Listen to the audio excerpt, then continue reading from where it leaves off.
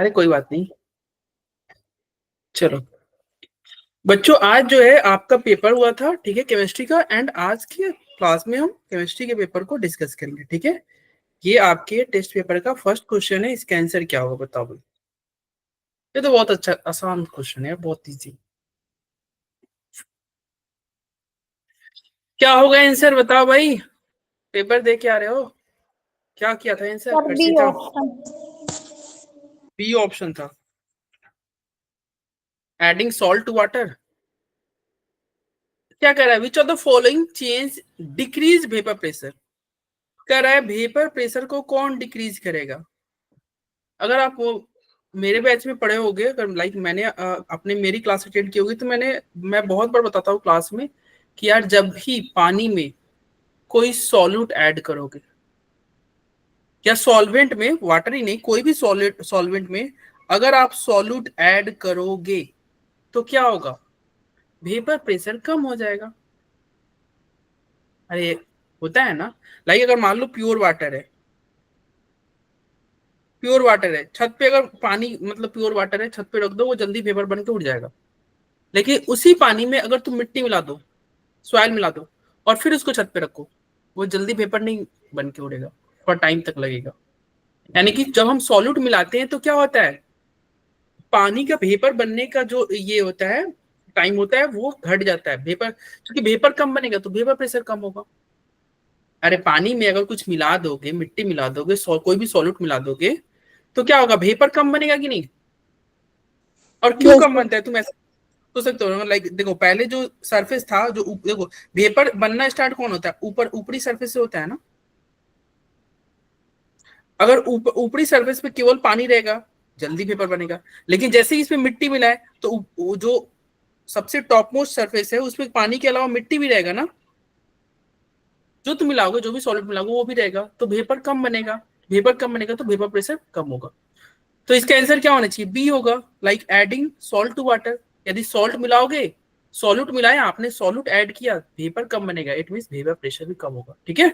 बहुत easy question था, solution chapter का क्वेश्चन था, ठीक है। आगे बढ़े, यस सर। चलो नेक्स्ट क्वेश्चन देखो। ये क्वेश्चन ड्रैगो रूल पे था, ड्रैगो रूल के ऊपर क्वेश्चन था ये। अरे ड्रैगो रूल केमिकल बॉन्डिंग में नहीं पढ़े हो ये ड्रैगो रूल, कोई सर बच्चा इसका बताओ। ऑप्शन बी क्या, होगा क्या करेक्ट ऑप्शन?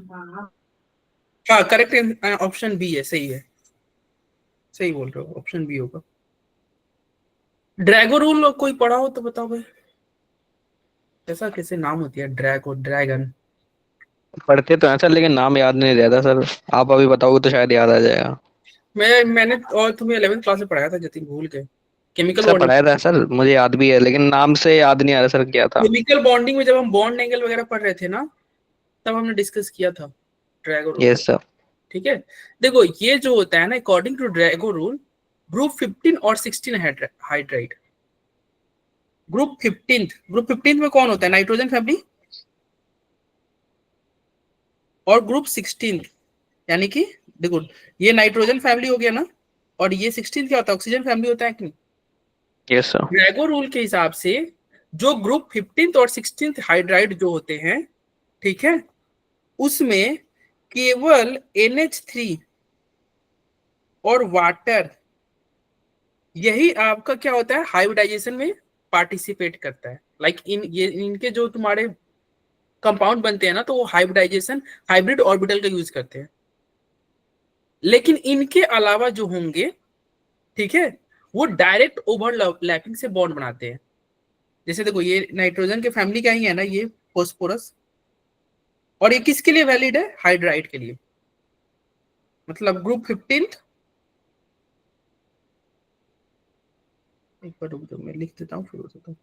देखो ड्रैगो रूल कहता है कि ग्रुप 15 और 16 के जो एलिमेंट है, अगर वो हाइड्राइड बना रहे हैं, हाइड्राइड बनाने मतलब क्या होगा, देखो नाइट्रोजन हाइड्राइड बनाएगा तो क्या होगा, NH2। ऑक्सीजन हाइड्राइड बनाएगा तो क्या होगा, H2O। फॉस्फोरस हाइड्राइड बनाएगा तो क्या होगा, PH3। बोलो, अरे यही होगा ना। Yes sir. सल्फर बनाएगा तो क्या होगा, H2S।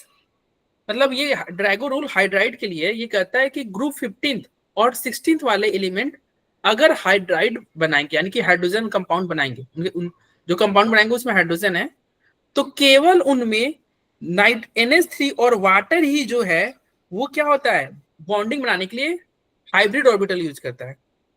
ठीक है, क्या यूज करता है, हाइब्रिडाइजेशन, मतलब हाइब्रिड ऑर्बिटल, हाइब्रिडाइजेशन में हाइब्रिड ऑर्बिटल इस ये यूज करता है।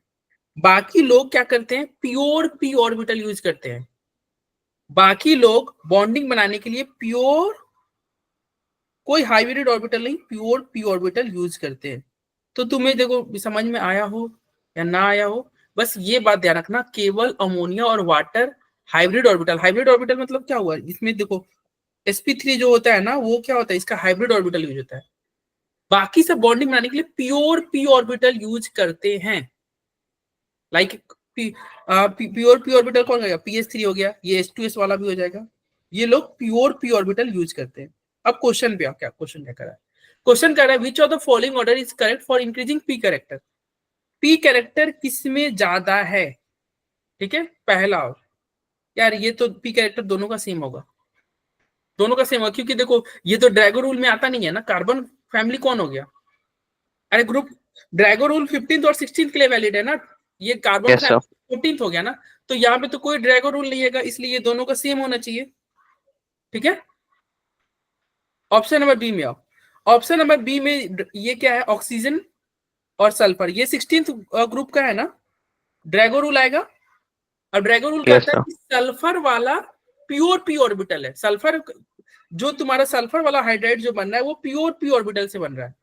It mean p character sulphur वाले में ज्यादा होगा एज कम्पेयर टू ऑक्सीजन वाले के, तो ये तो सही बात है, ये तो सही बात है। अगले ऑप्शन में चेक करो, ये क्या हो गया, pH3 और pH4+, क्या हो रहा है यहाँ पे, ये तो तुम्हारा pH3 pH4+ है। यहाँ पे भी ड्रैगो रूल आएगा क्या फास्फोरस वाले में, हाँ, तो प्योर p मतलब इसमें तुम्हारा ये ज्यादा होगा ना। ठीक है, और लास्ट वाले में तुम आओगे तो NH3 में ड्रैगो रूल नहीं आएगा, इसमें ड्रैगो रूल आएगा, तो ड्रैगो रूल आएगा तो पी, फास्फोरस वाले में ज्यादा परसेंटेज p, लेकिन ये उल्टा आंसर दिया है ना, आंसर क्या होना चाहिए, ये होना चाहिए था। ठीक है, तो एक बार ऑप्शन, सी वाला बता देना। अरे सी वाले में देखो, सी वाले में क्या है, फास्फोरस फास्फोरस, ये इक्वल होना चाहिए आई थिंक, यहाँ पे ओके सर। ये दोनों sp3 ही है। ठीक है, ग्रेटर तो नहीं होगा। वैसे तुम्हारा बेस्ट आंसर आ गया, अगर मान लो तुम्हें सी में ये भी है, तुम्हारा बी आ गया, आगे बढ़ जाओ। ठीक है, कभी कभी ऐसा होता है कि हमें कुछ ऑप्शन नहीं समझ में आता है तो उसको स्किप करो, तुम्हारा आंसर आ गया तुम छोड़ दो। ठीक है, यस सर। चलो अब आते हैं क्वेश्चन नंबर 28। ये इजी क्वेश्चन है,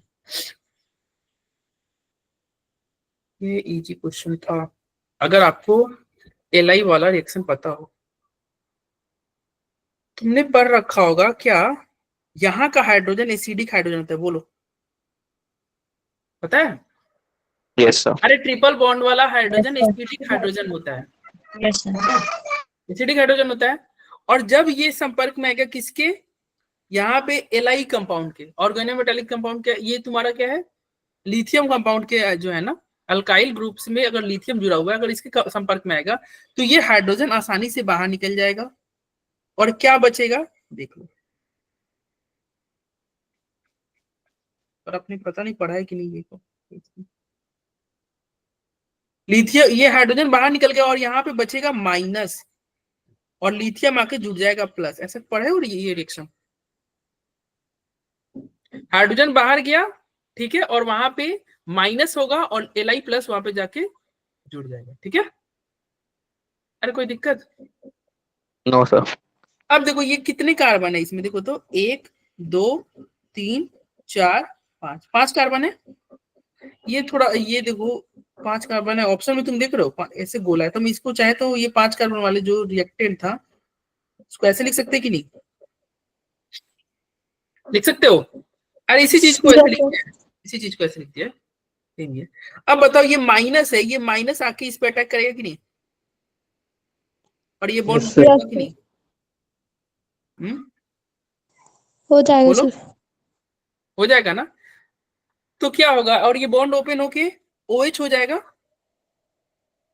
तो इस हिसाब से देखो आंसर क्या आना चाहिए, क्या आंसर आना चाहिए देखो तो, देखो मैंने कर दिया, आंसर बताओ।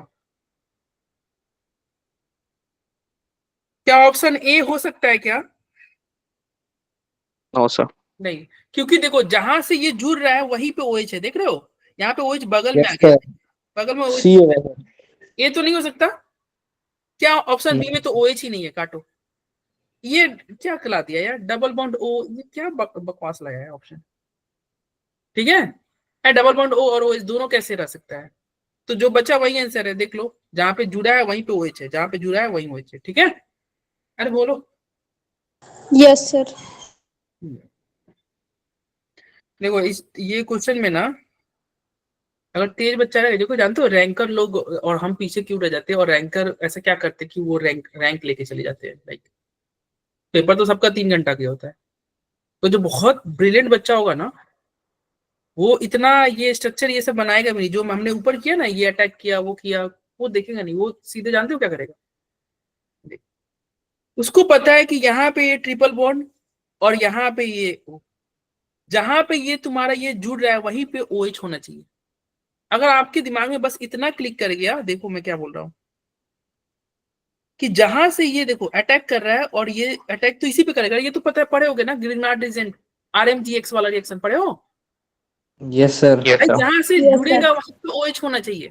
और वैसा सिर्फ एक ही ऑप्शन में देखो, यहाँ पे तो जहां जुड़ा है उसके बगल में है, और यहाँ पे दोनों कैसे ला दिया, इसमें OH है ही नहीं, OH अपने घर में थोड़ी जाएगा, कहाँ चला जाएगा। तो उस टाइप का बस एक ही ऑप्शन है, ज्यादा सोचना ही नहीं था, ऑप्शन ही आपको हेल्प कर दे रहा था। ध्यान रखना, ऐसे पढ़ा होगा ग्रीन रीजन पे RMGX। अगर यहाँ पे कोई कार्बोनिल है, पता है ना भाई, ये जब भी प्रोडक्ट बनेगा तो क्या हो, ये R कहाँ जुड़ेगा। अगर मान लो ऑप्शन में कोई ऐसा आपको ऑप्शन दिख जाए तो वो सही नहीं होगा, देखो जहां पे कार्बोनिल रहता है वहीं पे R जाके जुड़ता है ना। अब देखो यस सर। तुम बहुत प्रैक्टिस की हो, तुम डायरेक्ट कर सकते हो, अगर तुम प्रैक्टिस नहीं की हो तो तुम क्या करोगे, R माइनस करोगे, फिर अटैक कराओगे, फिर बॉन्ड ओपन करोगे, टाइम लग जाएगा, समझ रहे। और ऑप्शन हमें इस क्वेश्चन में बहुत अच्छा हेल्प कर दिया था कि आंसर सी होगा, बाकी सब तो छोड़ो, क्वेश्चन हम पूरे अटेम्प्ट भी नहीं करेंगे, समझ में आ रहा है।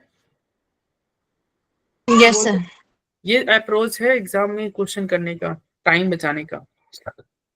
ये देखो कितना आसान क्वेश्चन है यार, हाइड्रोजन बॉन्डिंग सर। ये तो सबका सही हुआ होगा, like among the common mineral acid H2SO4 is less volatile due to, option A. Option E. अच्छा एक क्वेश्चन जेई PYQ है, क्वेश्चन आया हुआ है जेई में, वाटर के एक मॉलिक्यूल कितने हाइड्रोजन बॉन्ड बनाते हैं, 1 मोल ऑफ वाटर। 4। 4। और याद रखना ये जेई में प्रीवियस ईयर में क्वेश्चन आया हुआ है, और कभी कभी जेई अपने क्वेश्चन रिपीट कर देता है। वाटर का 1 मोल, ठीक है, कितने हाइड्रोजन बॉन्ड बनाते हैं, 4 बनाते हैं। तो ये among the common mineral acid H2SO4 is less volatile due to hydrogen bonding. और कैसे हाइड्रोजन बॉन्ड बनेगा, ठीक है, बनाते रहते हैं।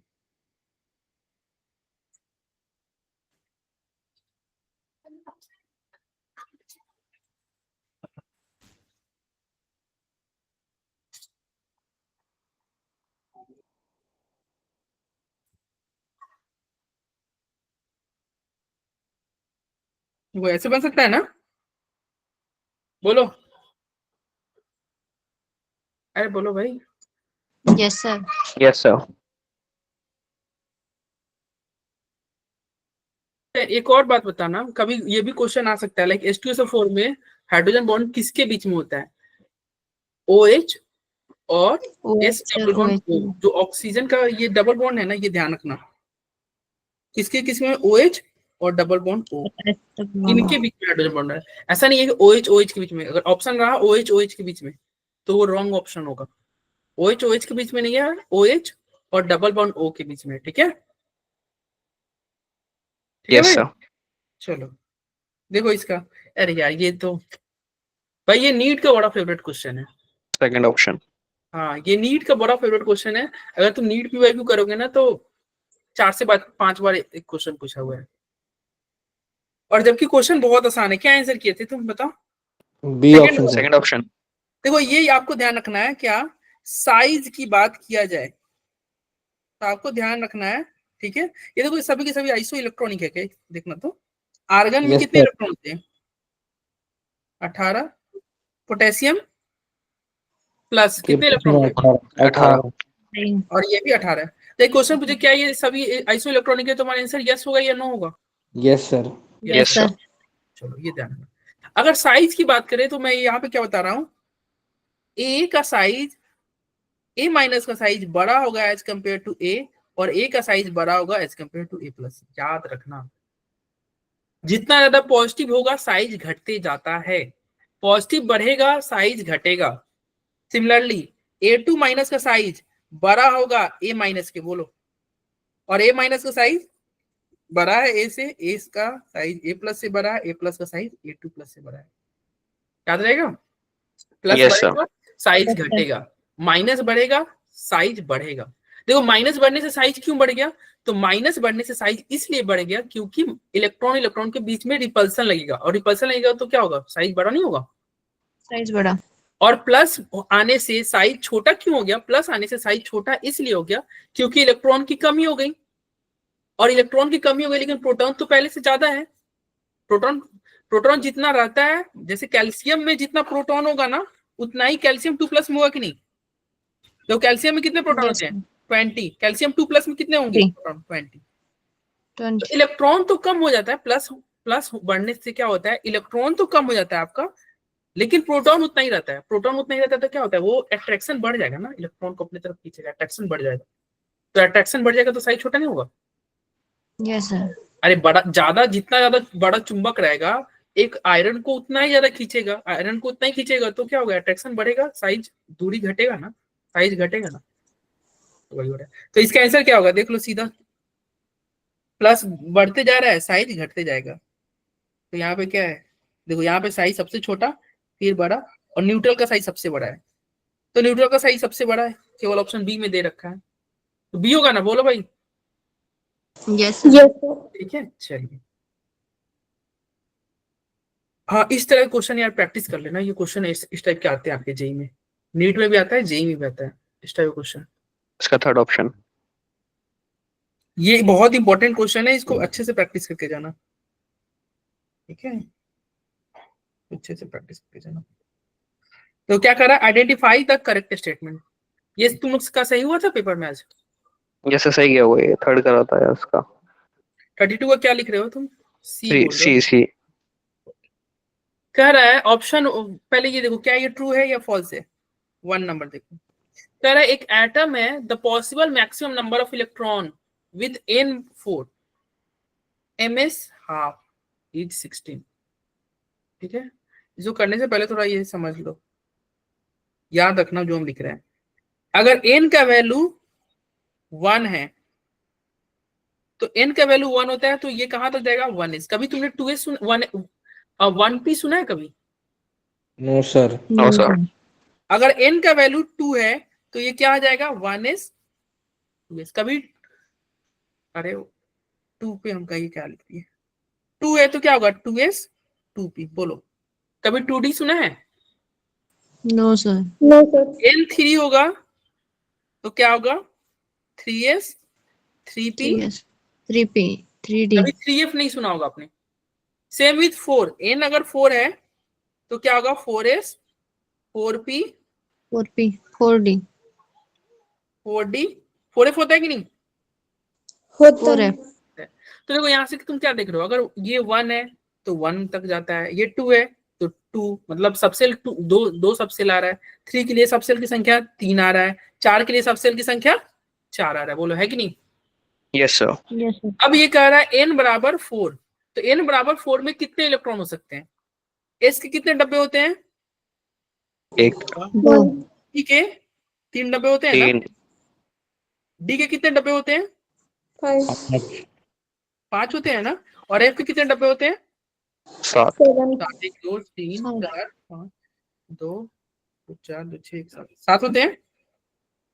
ठीक है, और एक डब्बे में 2 इलेक्ट्रॉन होते हैं, एक का प्लस हाफ एक का माइनस हाफ, तो टोटल इलेक्ट्रॉन की संख्या कितनी हो गई? इसमें 2 इलेक्ट्रॉन, इसमें 6, इसमें 10 और इसमें 14, कितने इलेक्ट्रॉन हुए? काउंट करो। 32। 32। तो इलेक्ट्रॉन की संख्या कितनी हो गई? 32। अब ये 32 इलेक्ट्रॉन में क्या होगा? एक का स्पिन प्लस हाफ होगा, दूसरे का स्पिन माइनस हाफ होगा, ऐसे होता है ना, एक का स्पिन प्लस हाफ तो दूसरे का स्पिन माइनस हाफ, यानी कि प्लस हाफ वाले कितने इलेक्ट्रॉन? 16। और माइनस हाफ वाले कितने इलेक्ट्रॉन? 16। आपसे क्या कह रहा है कि n 4 है, ms यानी कि प्लस हाफ वाले इलेक्ट्रॉन की संख्या 16 होते हैं। क्या ये सही है क्या? Yes sir, correct. ये तो ट्रू है। Yes, sir. यस, n 4 है और प्लस हाफ वाले इलेक्ट्रॉन की संख्या कितने? 16। सही बात है यार, ये ट्रू है। ठीक है, पहला ऑप्शन ट्रू है, ट्रू लिख दे। चलिए, करें there are 4 subshell associated with n is equal to 5। n 5 में क्या सबसेल की संख्या 5 होगी? मतलब नो सर। नहीं 4 होगी, क्या कर रहा है? देयर आर 4 सबसेल, क्या n 5 रहेगा तो सबसेल की संख्या 4 होगी क्या?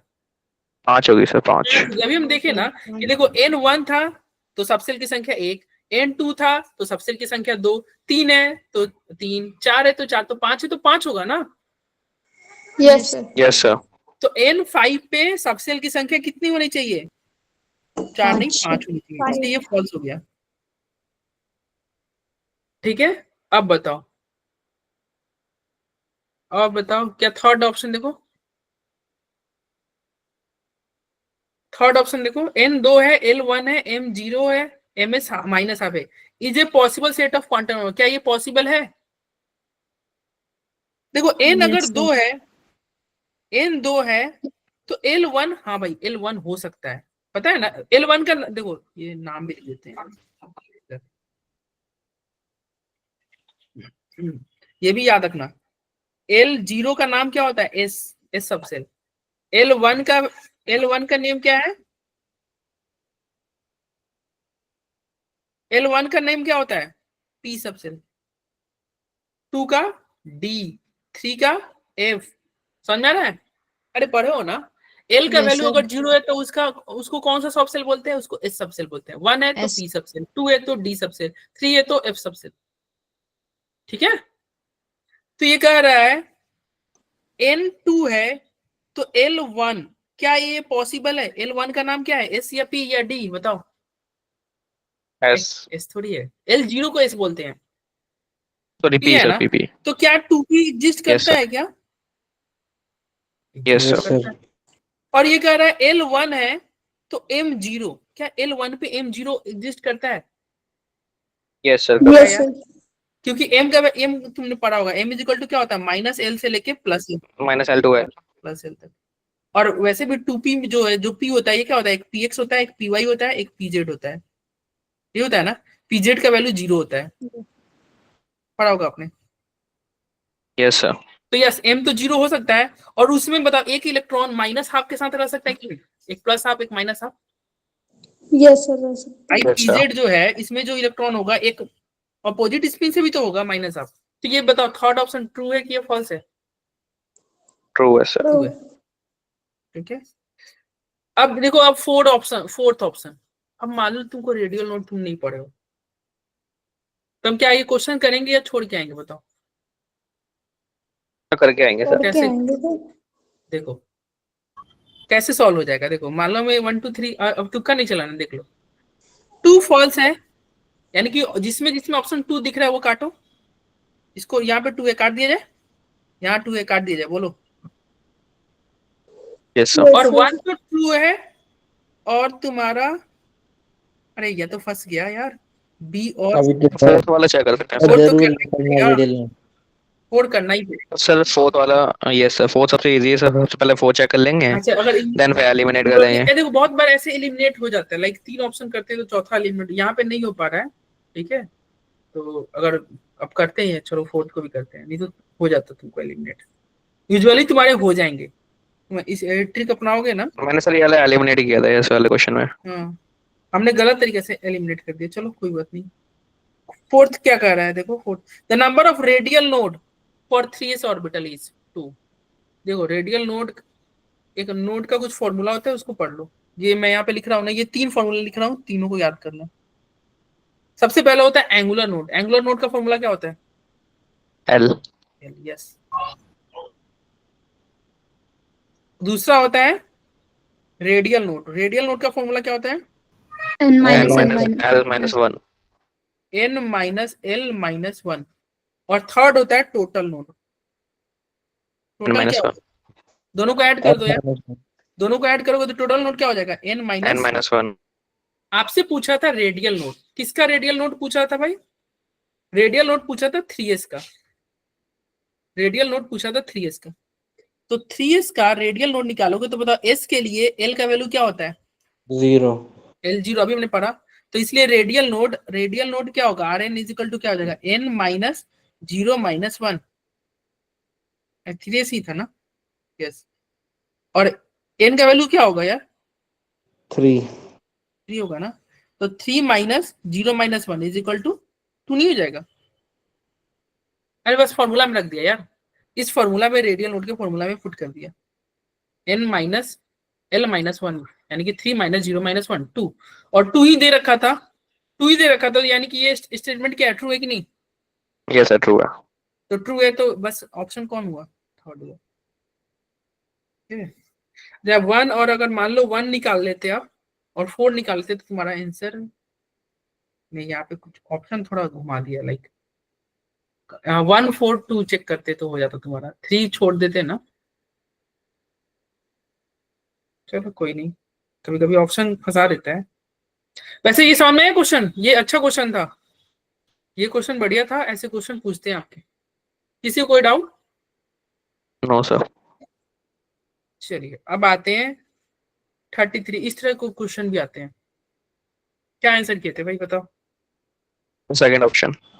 यस सर, फर्स्ट बी वाला करा था। सर। सर बी करा था। बी करा था? रॉन्ग करा था मैंने भाई। फर्स्ट किया था। अरे ये क्वेश्चन कैसे तुम लोग रॉन्ग कर दिए यार? सर बी बी हो गया सर। हाँ Lumium 2 बी plus होगा। स्टेबल होता है ना ज्यादा। मैंने Lumium 3 plus है। भाई तुम ऐसे रट के क्यों करते हो भाई? केमिस्ट्री इलेक्ट्रोकेमिस्ट्री क्वेश्चन रट के क्यों कर रहे हो तुम? ये इलेक्ट्रो क्वेश्चन है, अभी रटना नहीं है। डाटा किस लिए दिया है? ये ऐसे ही मतलब रटने के लिए दिया है क्या कि तुम रट के बैठे हो? ये डाटा क्या दे रखा है? ये रहा इसका वैल्यू, इसका वैल्यू ये रहा। ये ऐसे ही दे रहा है। देखो, अगर इलेक्ट्रोकेमिस्ट्री में इनॉट का वैल्यू आपको दिया रहा है, ठीक है, तो उसमें तुम ध्यान रखना, अगर पॉजिटिव में वैल्यू है इट मीन्स वो रिएक्शन होना चाहेगा, और निगेटिव में वैल्यू है इट मीन्स वो रिएक्शन नहीं होना चाहेगा। समझ में आ रहा है? यहां पे देखो, यहां पे क्या दे रखा है? Cr3+ से चेंज हो रहा है किसमें? Cr2+। और इसका वैल्यू क्या दे रखा है? इसका वैल्यू इनॉट का वैल्यू क्या दे रखा है? -0.41 दे रखा है। फिर यहाँ पे देखो Mn3+ से Mn2+, Mn3+ से Mn2+, इसका इनॉट का वैल्यू क्या दे रखा है? प्लस का 1.51। अब बताओ ये दोनों रिएक्शन में कौन सा रिएक्शन होना चाहेगा? ऊपर वाला या नीचे वाला? नीचे वाला। नीचे वाला। जिसका प्लस का वैल्यू प्लस में रहेगा ना वो होना चाहेगा, और जिसका वैल्यू माइनस में रहेगा वो नहीं होना चाहेगा। तो ये वाला होना चाहेगा और ये वाला नहीं होना चाहेगा। समझ में आया? Yes sir। चूंकि ये नहीं होना चाहेगा तो बताओ ये कौन सा रिएक्शन होना चाहेगा? ये उल्टा, अगर मान लो इस रिएक्शन को उल्टा कर दे तो इनॉट का वैल्यू पॉजिटिव आ जाएगा कि नहीं? अगर इसको पॉजिटिव करना है तो तुम बताओ, अगर इसे हम लिख दे Cr2+ से, रिएक्शन को ठीक उल्टा कर दे, Cr3+ is equal to E naught plus का 0.41, बोलो कोई दिक्कत? अरे इससे सहमत हो भाई? रिएक्शन को उलट देंगे तो इनॉट का वैल्यू उलट जाएगा, मतलब माइनस से प्लस हो जाएगा। Yes sir. अब Yes बताओ sir। ये रिएक्शन होना चाहिए कि नहीं? होना चाहेगा? अरे होना चाहेगा ना? देखो Yes यहाँ पे sir। अगर इसको मैंने लिखा रिएक्शन 1, इसको इक्वेशन 2 और इसको इक्वेशन 3, या हम इसको बोले पहले वाले के ये तुम्हारा रिएक्शन 1 है, ये रिएक्शन 2 था और ये रिएक्शन 3। कौन कौन रिएक्शन हो सकता है इसमें? फिजिबल कौन कौन से है? Sir second and third. Second and third feasible है, ये हो सकता है। अब बताओ सेकेंड में क्या हो रहा है, ऑक्सीडेशन हो रहा है या रिडक्शन हो रहा है? रिडक्शन। ऑक्सीडेशन। ऑक्सीडेशन हो रहा है सोनाक्षी, ऑक्सीडेशन। देखो ना भाई यहाँ पे क्या हो रहा है, यस सर, यस 2 सर, से 2 3 प्लस हो 3 गया। प्लस ना। Yes sir. तो ये खुद का, अब बताओ ये खुद का ऑक्सीडेशन कर रहा है, तो ये कैसा एजेंट है? रिड्यूसिंग एजेंट है। रिड्यूसिंग एजेंट है, यस। ये किस कैसा एजेंट है? ये आपका रिड्यूसिंग एजेंट हो गया। और ये बताओ ये रिएक्शन थर्ड क्या हो रहा है, खुद का क्या कर रहा है, ऑक्सीडेशन या रिडक्शन? खुद का रिडक्शन कर रहे हैं। खुद का रिडक्शन कर रहा है ना। देखो जतिन, 3 प्लस से 2 प्लस हो गया ना, यानी खुद का रिडक्शन किया कि नहीं? चूंकि ये खुद का रिडक्शन कर रहा है, यानी कि कैसा एजेंट? ऑक्सीडाइजिंग खुद एजेंट का है। रिडक्शन कर ऑक्सीडाइजिंग। एजेंट। बस आ गया आंसर। यानी क्रोमियम जो है, क्रोमियम जो था वो क्या है, वो तुम्हारा क्रोमियम 2 प्लस क्या है कौन सा ऑप्शन होगा देखो, first option. Cr2 plus first option sir. Act as a reducing agent, yes. और Mn3 plus act as oxidising agent, yes, सही बात है। देखो ना Cr2 प्लस हमारा नहीं किया, रिड्यूसिंग एजेंट लिखा है, और ये ऑक्सीडाइजिंग एजेंट, फर्स्ट ऑप्शन होगा। Yes sir. ठीक है चलो, सर हाँ बोलो। सर अगर बी ऑप्शन में उल्टा होता तो सही होता, मतलब अगर Cr2 प्लस की जगह Cr3 प्लस तो सही होता वो ऑप्शन। नहीं नहीं, तब कैसे होता है यार? सर तब तो सही होता ना। तब भी सही होता ना सर, इक्वेशन के हिसाब से, सेकंड इक्वेशन के हिसाब से। तुम क्या बोले, मैंने समझा नहीं। सर जहाँ पे तो Cr2 इंटरचेंज प्लस करते लिखा हैं। है वहाँ Cr3 प्लस, मतलब बी ऑप्शन में कह रहा हूँ मैं। अच्छा बी ऑप्शन में Cr2 plus is more stable then Cr3 plus, ये तो उल्टा दे दिया ना। है ना, उल्टा है, ठीक है। हाँ उल्टा, यहाँ पे तो उल्टा दे रखा है ना। देखो ना ये रिएक्शन होना ही नहीं चाहेगा। देखो ये माइनस में, इट मीन ये Cr2 प्लस कन्वर्ट होना ही नहीं चाहेगा, Cr3 प्लस में ही रहना चाहेगा। समझ में आ रहा है? तो यस Cr3 सर। प्लस ज्यादा स्टेबल हो जाएगा ना। अरे हर्षवर्धन, सर वो समझ में? पढ़ने में गलती हो गई थी ऑप्शन, देखो तभी ये, रॉन्ग। यहाँ पे मैं एक ब्लैंक साइड में नोट करके लिख दे रहा हूँ, याद रख लेना ये।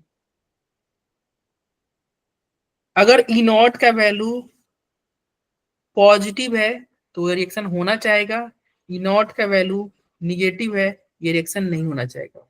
ठीक है, और ये रिएक्शन अगर होना चाहेगा तो प्रोडक्ट वाला तुमको, मतलब प्रोडक्ट बनना चाहेगा।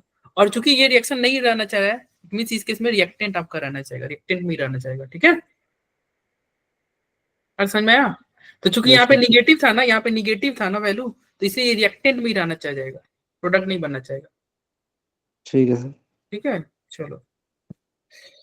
हाँ सर, हाँ बोलो सर बोलो बोलो। जो एक क्वेश्चन दे रखे हैं, क्या प्रीवियस ईयर क्वेश्चन है?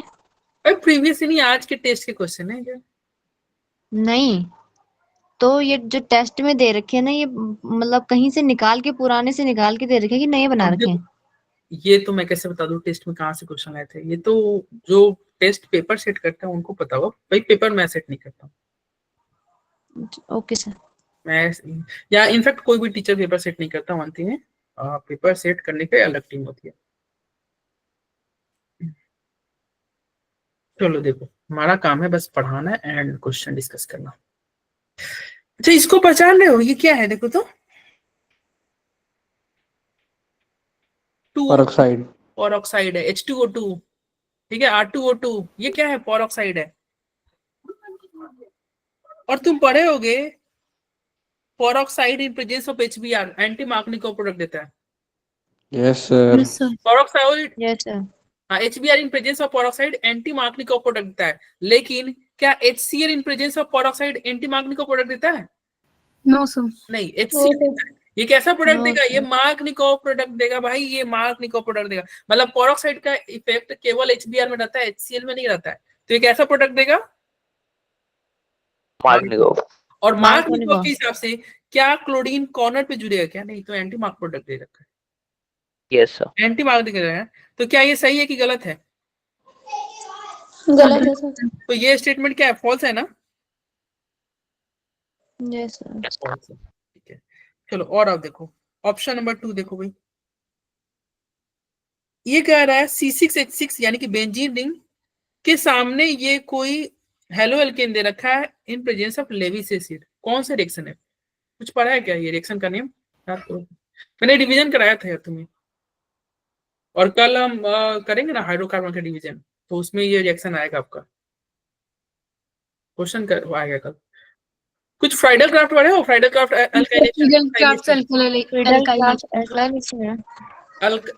Friedl craft alkylation, yes. तो ये देखो, ये क्या यहाँ पे नहीं समझ में आ रहा होगा, इसको ऐसे स्ट्रक्चर ड्रॉ कर लो। अरे ऑप्शन 2 क्या कह रहा है? देखो ऑप्शन 2 क्या कह रहा है। ऑप्शन 2 कह रहा है एक बेंजीन है, C6H6 मतलब बेंजीन ही हुआ ना। कह रहा है भाई बेंजीन के सामने तुम्हारा क्या है, 3 कार्बन वाला, 1 2 3 कार्बन वाला हेलो एल्केन, और इन प्रेजेंस ऑफ AlCl3। क्या ये प्रोडक्ट बनता है क्या? देखो तो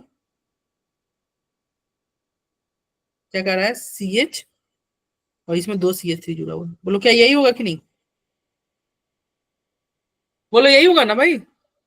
अरे भाई यहाँ से तुम्हारा क्या Yes, निकलेगा, sir. क्लोरीन बाहर निकलेगा, प्लस आएगा, रीअरेंजमेंट करके वो थोड़ी देर बाद प्लस यहाँ पे आ जाएगा, और वो प्लस यहाँ पे अटैक करके जुड़ जाएगा भाई। सही बात है ना ये? Yes, Yes. sir. ठीक है, सही बात है। तो ऑप्शन 2 क्या हो जाएगा, ट्रू होगा कि फॉल्स होगा? True है sir. और ये क्वेश्चन क्या कर रहा है, नॉट फीजिबल मतलब इनकरेक्ट स्टेटमेंट पूछ रहा था।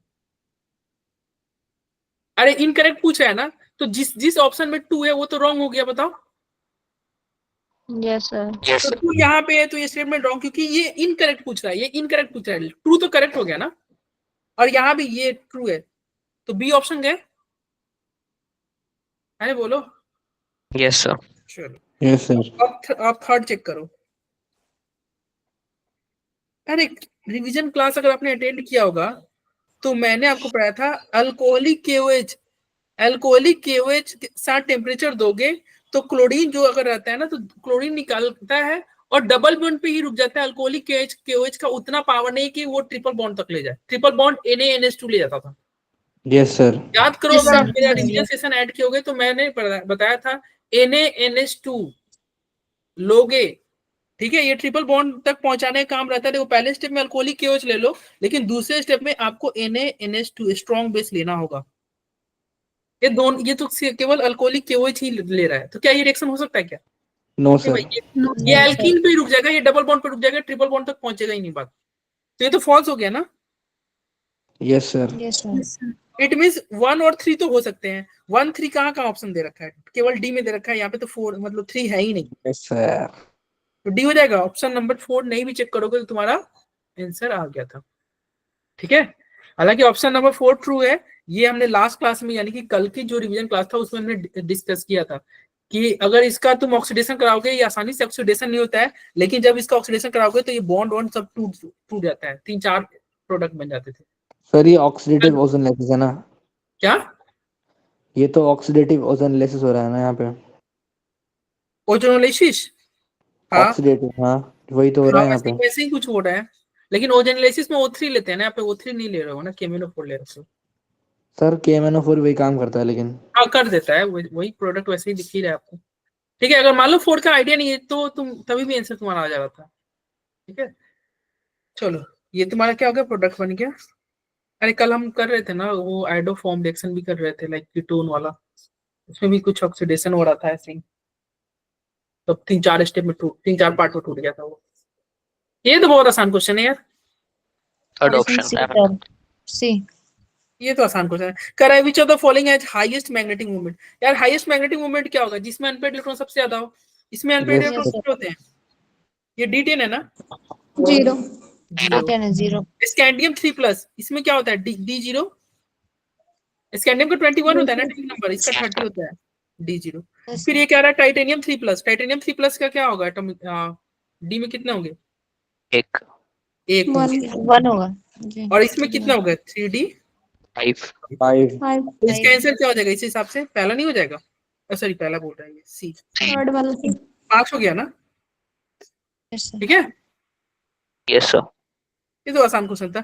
अनपेड इलेक्ट्रॉन केवल आपको काउंट करना था, केवल अनपेड इलेक्ट्रॉन काउंट करना था। ये क्वेश्चन तुम्हारे पिछले टेस्ट में आया हुआ है, लाइक ठीक पिछला नहीं, लेकिन अवंती में 2 3 बार ये क्वेश्चन पूछ चुका है। ऐसे क्वेश्चन आया हुआ है भाई, ये ऐसे क्वेश्चन बताओ। इसका अरे पिछला क्वेश्चन समझ में आया ना, अनपेयर्ड इलेक्ट्रोमैग्नेटिक मूवमेंट का वैल्यू हमने म्यूज जो होता है पिछला क्वेश्चन में, म्यू जो होता है वो क्या होता है, म्यू का फॉर्मूला क्या होता है, root under N into N plus two जित, और इसका यूनिट क्या होता है, बोर मैग्नेट्रॉन। जितना ज्यादा अनपेयर्ड इलेक्ट्रॉन उतना ही ज्यादा मैग्नेटिक मूवमेंट। और ये वैल्यू भी हमने याद कराया है, अनपेयर्ड इलेक्ट्रॉन की संख्या अगर मान लो 1 है तो म्यू का वैल्यू, मैग्नेटिक मूवमेंट का वैल्यू क्या होता है 1.73। अगर अनपेयर्ड इलेक्ट्रॉन की संख्या 2 है तो 2.8, 3 है तो लगभग हम बोल रहे हैं अप्रोक्स 3.8, 4 है तो 4.9, 5 है तो क्या होगा 5.9। याद रखना अनपेयर्ड इलेक्ट्रॉन अगर 1 है, वैल्यू निकालने मत जाना, 1 है तो 1 पॉइंट समथिंग समथिंग का लगभग 8-9 के करीब में जाता है, ठीक है। और अगर नियरेस्ट इंटीजर में बात करेगा तो 1 अनपेयर्ड इलेक्ट्रॉन का मैग्नेटिक मूवमेंट क्या होगा 2 अनपेयर्ड इलेक्ट्रॉन का मैग्नेटिक मूवमेंट क्या होगा 3 अनपेयर्ड इलेक्ट्रॉन का मैग्नेटिक मूवमेंट क्या होगा 4 4 का Yes, sir. 5 का 6 अगर इंटीजर टाइप में आ गया तो, ठीक है। Yes, sir.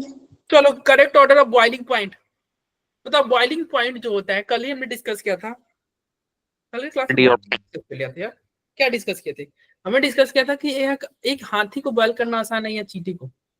चींटी को सर। चींटी को बॉयल करना आसान है, हाथी जल्दी बॉयल नहीं होगा, यानी कि जिसका मास ज्यादा होगा उसका बॉइलिंग पॉइंट ज्यादा। कल डिस्कस किया था, मास ज्यादा बॉइलिंग पॉइंट ज्यादा, याद है। जनवरी शिफ्ट का ही क्वेश्चन था एक जो इस साल आया हुआ था। भाई मास ज्यादा तो बॉइलिंग पॉइंट ज्यादा होगा कि नहीं बताओ। Yes sir. तो मास किसका ज्यादा है, इधर देखो, ऑक्सीजन सल्फर उससे टिपो, ओम सिंह से टिपो, याद है ओम सिंह, जतिन एक था ना बच्चा हमारे क्लास में, जतिन 11th क्लास में, ओम सिंह बात होता है, ओम से बात होता है, अभी नहीं होती अब नहीं होती है। तो उसी से हमने याद किया था ना क्लास में, ओम सिंह से टिपो उससे टिपो, ठीक है। चलो तो ओस से टिपो ऐसे याद किया था, इस हिसाब से बता मास सबसे ज्यादा किसका है, किसका है सर टेलुरियम का। तो बॉइलिंग पॉइंट सबसे ज्यादा किसका होना चाहिए, टेलुरियम का, फिर किसका होना चाहिए सेलेनियम का, सेलेनियम का। फिर किसका सल्फर का, फिर किसका ऑक्सीजन का। लेकिन जो ऑक्सीजन वाला जो यहाँ पे कंपाउंड है वो क्या है, वाटर है ना, यस सर। वाटर है। अब ये वाटर क्या करता है बताओ, हाइड्रोजन बॉन्ड बनाता है कि नहीं।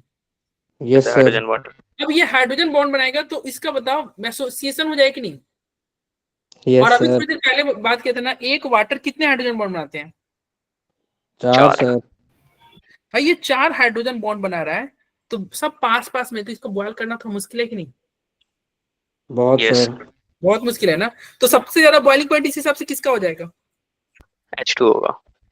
वो H2O का। बाकी जनरल ट्रेंड फॉलो करा दो, तो सबसे ज्यादा बॉइलिंग पॉइंट H2O का होगा, ये रहा। फिर तुम्हारा क्या होगा बताओ, इस हिसाब से आंसर क्या हो रहा है तुम्हारा, देखो तो डी ये तो ऑप्शन। सबसे कम, देखो ये तो बी तो गलत है भाई, सबसे कम वाटर कर दिया, सबसे कम नहीं वाटर, सबसे ज्यादा वाटर होगा। उसके बाद में जनरल ट्रेंड फॉलो करा दो, लाइक जनरल ट्रेंड में क्या था TeSCS, TeSCS, डी ऑप्शन, ठीक है। अरे बोलो, यस सर। Yes sir. हाँ ये क्वेश्चन भी इंपॉर्टेंट है, तो रिवाइज कर लेना, आने के चांसेस है। आगे बढ़े, यस सर। एक्सेप्शन हो गया, वाटर एक्सेप्शन में चला गया। ओ भाई ये ऐसे क्वेश्चन तो कल हमने भर भर के किए थे भाई। सर एक बार पिछला वाला बताना थोड़ा सा, स्लाइड बताना पिछले उसकी। वाले में कुछ नहीं यार, मास जिसका ज्यादा उसका बॉइलिंग पॉइंट ज्यादा, water exception okay sir, okay. Water exception हो गया क्योंकि हाइड्रोजन बनता है, इसलिए वाटर सबसे आगे चला जाएगा, ठीक है। बाकी जनरल ट्रेंड, बाकी जनरल ट्रेंड वाटर केवल आगे चला गया, ओके। Okay sir. चलो इसका बाद देखो यार, बी ऑप्शन।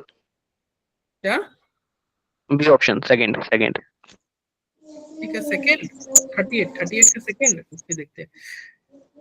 बताओ क्या इसमें क्या ये एरोमेटिक है क्या, पहला वाला कितने डबल बॉन्ड, 1 2 3 4 5 सारे कंजुगेटेड है और 5 डबल बॉन्ड है कि 10 इलेक्ट्रॉन।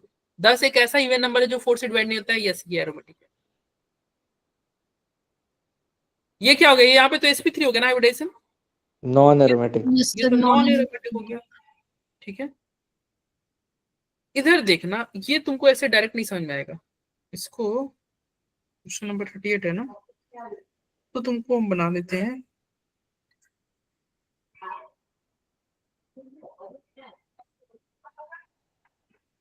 बताओ, अगर ये डबल बॉन्ड को हम ओपन करें तो क्या O पे माइनस और इस पे प्लस लिख दें? Yes Yes, sir. Yes, sir. sir. ऐसे कर सकते हो कि नहीं? लाइक तुम्हें पता है ना, माइनस किस पे जाएगा? Yes, जिसका EN ज्यादा है। जिसका EN ज्यादा है Yes, sir. उसमें माइनस करो, जिसका EN कम है उसको प्लस करो। ऑक्सीजन में माइनस जाएगा, कार्बन में प्लस आएगा। सब सहमत हो ना इस पे? अरे बोलो। Yes, Yes, sir. sir. अब इसमें कितने इलेक्ट्रॉन हो गए बताओ? 2 डबल बॉन्ड है, यानी कि 4 इलेक्ट्रॉन हो कि नहीं? 4 Four. Pi electron. और 4 पाई Yes, sir. इलेक्ट्रॉन एक ऐसा इवन नंबर है जो 4 से डिवाइड होता है। इट मींस ये एंटी एरोमेटिक हुआ कि नहीं? Yes, sir. Yes, sir. ठीक है, जो 4 से डिवाइड हो जाएगा वो एंटी। देखो एंटी के स्पेलिंग में भी तुम्हारे 4 ही वर्ड आ रहे हैं, 4 ही अल्फाबेट आ रहा है ना, ANTI 4। जो 4 से डिवाइड हो जाएगा वो एंटी एरोमेटिक। ठीक है, चलो ये तो एरोमेटिक हो जाएगा भाई। एक लोन पेयर भी है ना यहाँ पे, 1 2 3 4, एक लोन पेयर 5, 5 दूना 10। 10 एक ऐसा इवन नंबर है जो 4 से डिवाइड नहीं होता है। ठीक है, ये तो एंटी एरोमेटिक नहीं हुआ। और यहाँ पे देखो 1 और एक माइनस 2, 2 दूनी 4, 4 एक ऐसा इवन नंबर है जो 4 से डिवाइड हो जाएगा। तो ये एंटी एरोमेटिक हुआ कि नहीं? Yes, sir. तो ये ऐसे क्वेश्चन कल ही हमने बहुत बहुत सारे क्वेश्चन डिस्कस किए थे। तो इसका आंसर क्या हो जाएगा? एंटी एरोमेटिक ही पूछ रहा था, तो 4 एंड नहीं 5 एंड 3, 5 एंड 3 ऑप्शन बी। बोलो, अरे बोलो, हो Yes, जाएगा? sir. Yes, sir. चलिए आगे बढ़ा जाए। समझ में आ रहा है ना भाई क्वेश्चन? ये कल का ही क्वेश्चन है यार, कल क्लास में Yes. नहीं किया था क्वेश्चन। और ये हमने जो कल क्वेश्चन किया था वो क्या था? इस साल के जनवरी अटेम्प्ट का क्वेश्चन, जनवरी में आया हुआ था क्वेश्चन। तो चलिए भाई 39 नंबर, आपको ये रिएक्शन हाइड्रोकार्बन में पढ़ना है, डिस्कस करेंगे अभी कल। हेक्सेन का अगर Cr2O3 लेते हो, ये टेम्परेचर वगैरह ज्यादा दो, प्रेशर ज्यादा दो, क्या बनता है? बेंजीन। बेंजीन बनता है। यस, यानी कि एक्स क्या है? एक्स क्या है? एक्स आपका बेंजीन है। एक्स बेंजीन है ना? यस और सर। बेंजीन का बताओ ये क्या हो गया? CH3CO और एसाइलेशन। फ्राइडल क्राफ्ट एसाइलेशन हो गया ना? Yes sir. अरे ऊपर हमने फ्राइडल क्राफ्ट एल्काइलेशन लिखा था, ये क्या है? Friedl craft Acylation. एसाइलेशन है। एसाई, चलो एसाइलेशन है, यानी कि प्रोडक्ट क्या होगा? बेंजीनिंग में क्या जुड़ जाएगा? Acyl group. एसाइल ग्रुप क्या है? CO। Sir, COCH3. तो आंसर क्या हो जाएगा? Option D.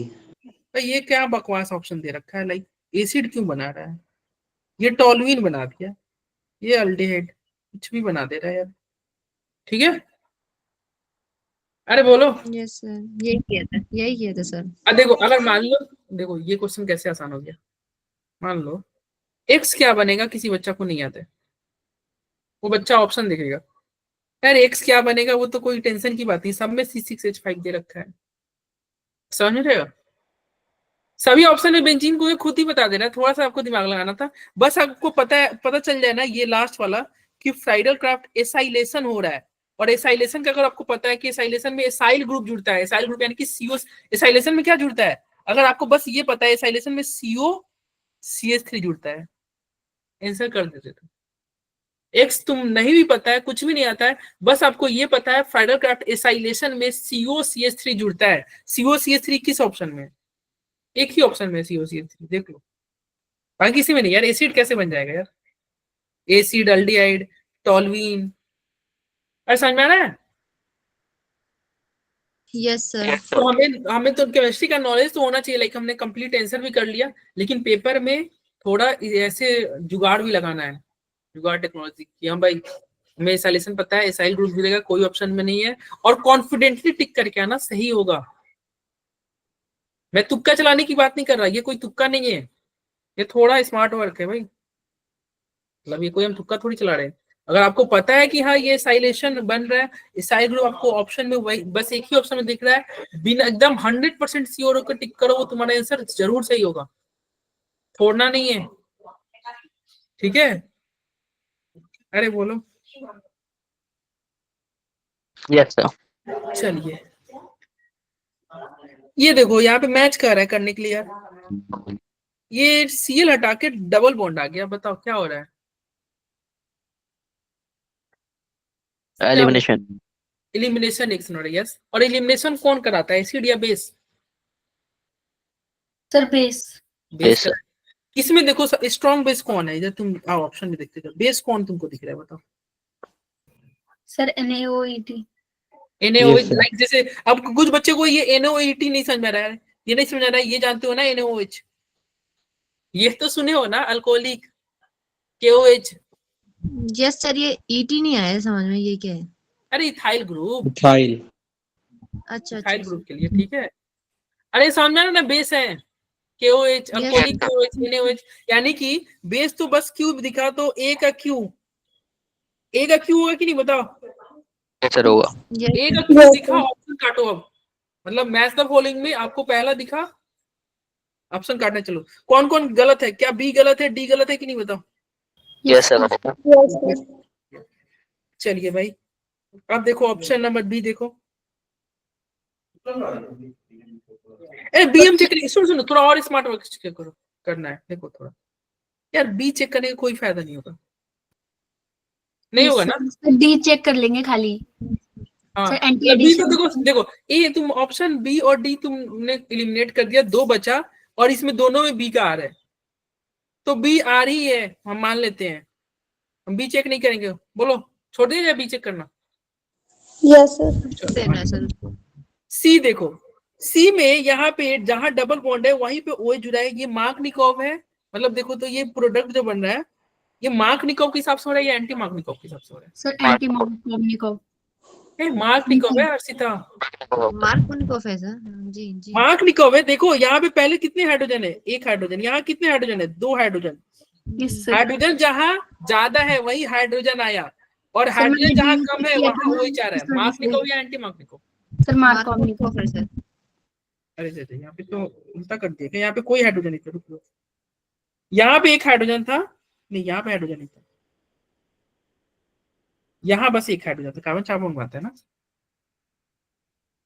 तो यस सर। हाइड्रोजन जहां ज्यादा है वही हाइड्रोजन जोड़ा गया है, मतलब जहां हाइड्रोजन ज्यादा है वहीं पे देखो, अब यहाँ पे दो हाइड्रोजन हो गया ना, हाइड्रोजन जहां पहले से ज्यादा है वही हाइड्रोजन जोड़ा गया। और ये बताओ यहाँ पे प्लस आएगा, तो प्लस स्टेबल था ना, और वहीं पे OH जुड़ा, तो ये मार्कनिकोव प्रोडक्ट है कि नहीं? Yes sir. अब बताओ इधर मैचिंग में आओ, कौन मार्कनिकोव प्रोडक्ट देगा? फर्स्ट वाला सर। फर्स्ट वाला देगा ना। Yes sir. ऑक्सीमर्क्यूलेशन डीमर्क्यूलेशन याद है? यस याद है। तो हाँ, तो इसका होगा पी, यानी कि सी का पी होगा। देखो सी का पी किस ऑप्शन में दे रखा है, ये रहा, तो ऑप्शन क्या होगा? ये टिक कर दिया है, और कॉन्फिडेंटली टिक करना है। जैसे हमने देखो बी का चेक नहीं किया, हमने डी का चेक नहीं किया, लेकिन हमारे आंसर में क्या होना चाहिए? कॉन्फिडेंस होना चाहिए कि सही हमने किया है। हाँ, ठीक है। अब एग्जाम में ये नहीं कि बार बार अब आगे हम बढ़ो और बार बार तुम पीछे जाओ कि नहीं नहीं कहीं गलत होगा, फिर टाइम तुम्हारा वेस्ट होगा। वैसे हम यहाँ पे हमारे पास टाइम है, हम चेक भी कर लेते हैं। देखो ये कैसा प्रोडक्ट दे रहा है, तो डी का देखो, ये एंटी मार्कनिकोव प्रोडक्ट दे रहा है क्या? यस अरे सर। Anti mark. और एंटी मार्कनिकोव प्रोडक्ट कौन देगा? देखो तो BH3 पेरोक्साइड वाला। मिस हो जाएगा ना। Yes sir. और ये देखो यहाँ पे क्या हो रहा है, यहाँ Na हट रहा है, ET जुड़ रहा है, तो जब ET रहेगा तभी तो ET जुड़ेगा, तो इसका R हो जाएगा, बोलो। Yes sir. चलो ये क्वेश्चन अच्छा था, बहुत बच्चों को तो ये क्वेश्चन ही नहीं समझ में आया होगा। अच्छा क्वेश्चन था, लेकिन अगर क्वेश्चन समझ में आ गया तो आसान था। किसी का सही हुआ था ये? किसी का सही हुआ था भाई, बताओ ये। तो इसका आंसर था, हाँ आप बताओ कौन सा ऑप्शन है सर? आंसर क्या है? तुम्हारे कौन से प्रियांशु के सी। हाँ प्रियांशु सही थे तुम्हारे, यस सी होगा। CAD में सिखाया था सर। सी होगा। क्वेश्चन समझ, ऐसे क्वेश्चन बताओ क्या था 800 क्वेश्चन से क्या समझे तुम बताओ? सर ये पूछ रहा है डी कार्बोक्सिलेशन कौन सही से कर देगा? कौन फास्ट करेगा? Yes sir. हाँ यस, क्वेश्चन तो फिर तो समझ गए यार। लेकिन डिकार्बोक्सिलेशन सर गलत मतलब क्या कर होता दिया। है? डिकार्बोक्सिलेशन मतलब क्या होता है? CO2 का निकलना।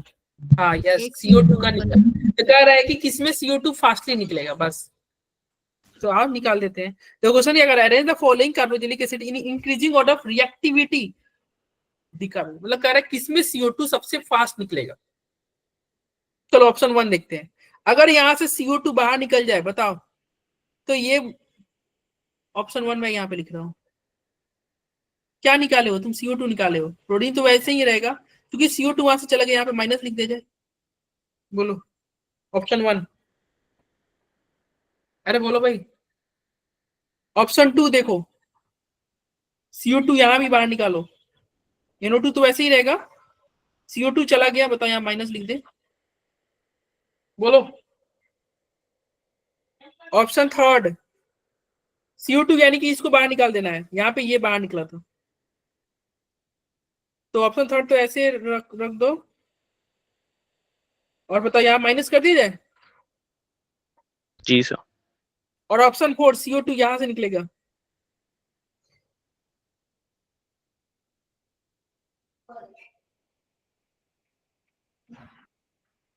अब बताओ कौन सा माइनस सबसे ज्यादा स्टेबल है, बताओ। सर थर्ड वाला, सर थर्ड वाला डीएनपी सबसे रूल ज्यादा से, स्टेबल है क्या?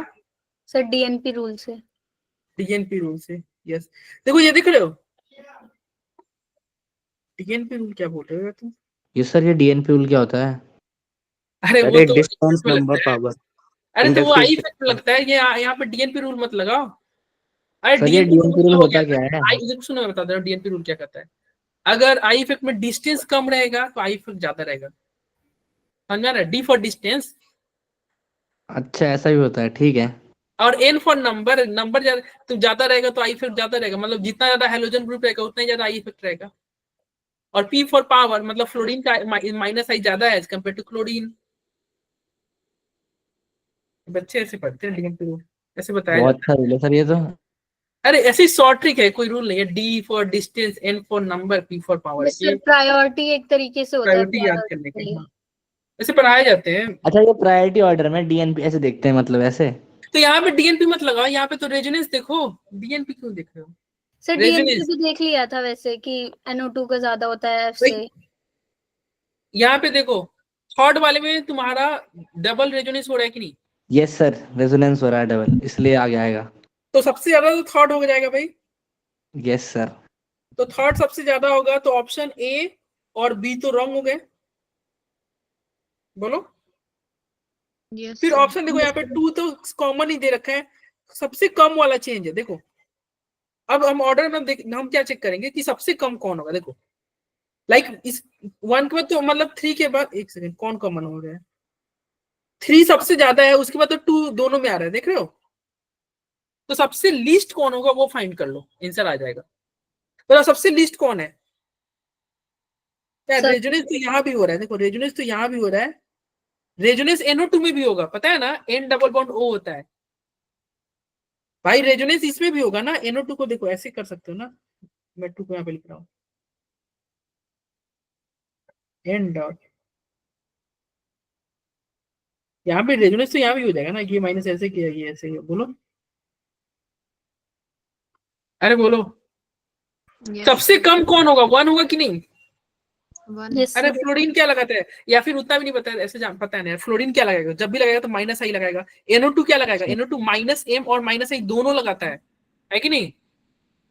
यस तो सर, बताओ 1 सबसे कम हो जाएगा कि नहीं? यस 1 सबसे कम कहाँ ऑप्शन में है? 1 सबसे कम बस इसमें 1 सबसे कम है, इसमें ज्यादा है, तो ऑप्शन C नहीं हो जाएगा। Yes sir. ठीक है, बाकी तुम अब चेक कर सकते हो। यहाँ पे देखो NO2 का माइनस M ज्यादा होता है ना, NO2 का माइनस M ज्यादा नहीं होता है एज कम्पेयर। ये क्या है? CO है, कार्बोनिल से तो NO2 ज्यादा है, सबको पता होगा यार।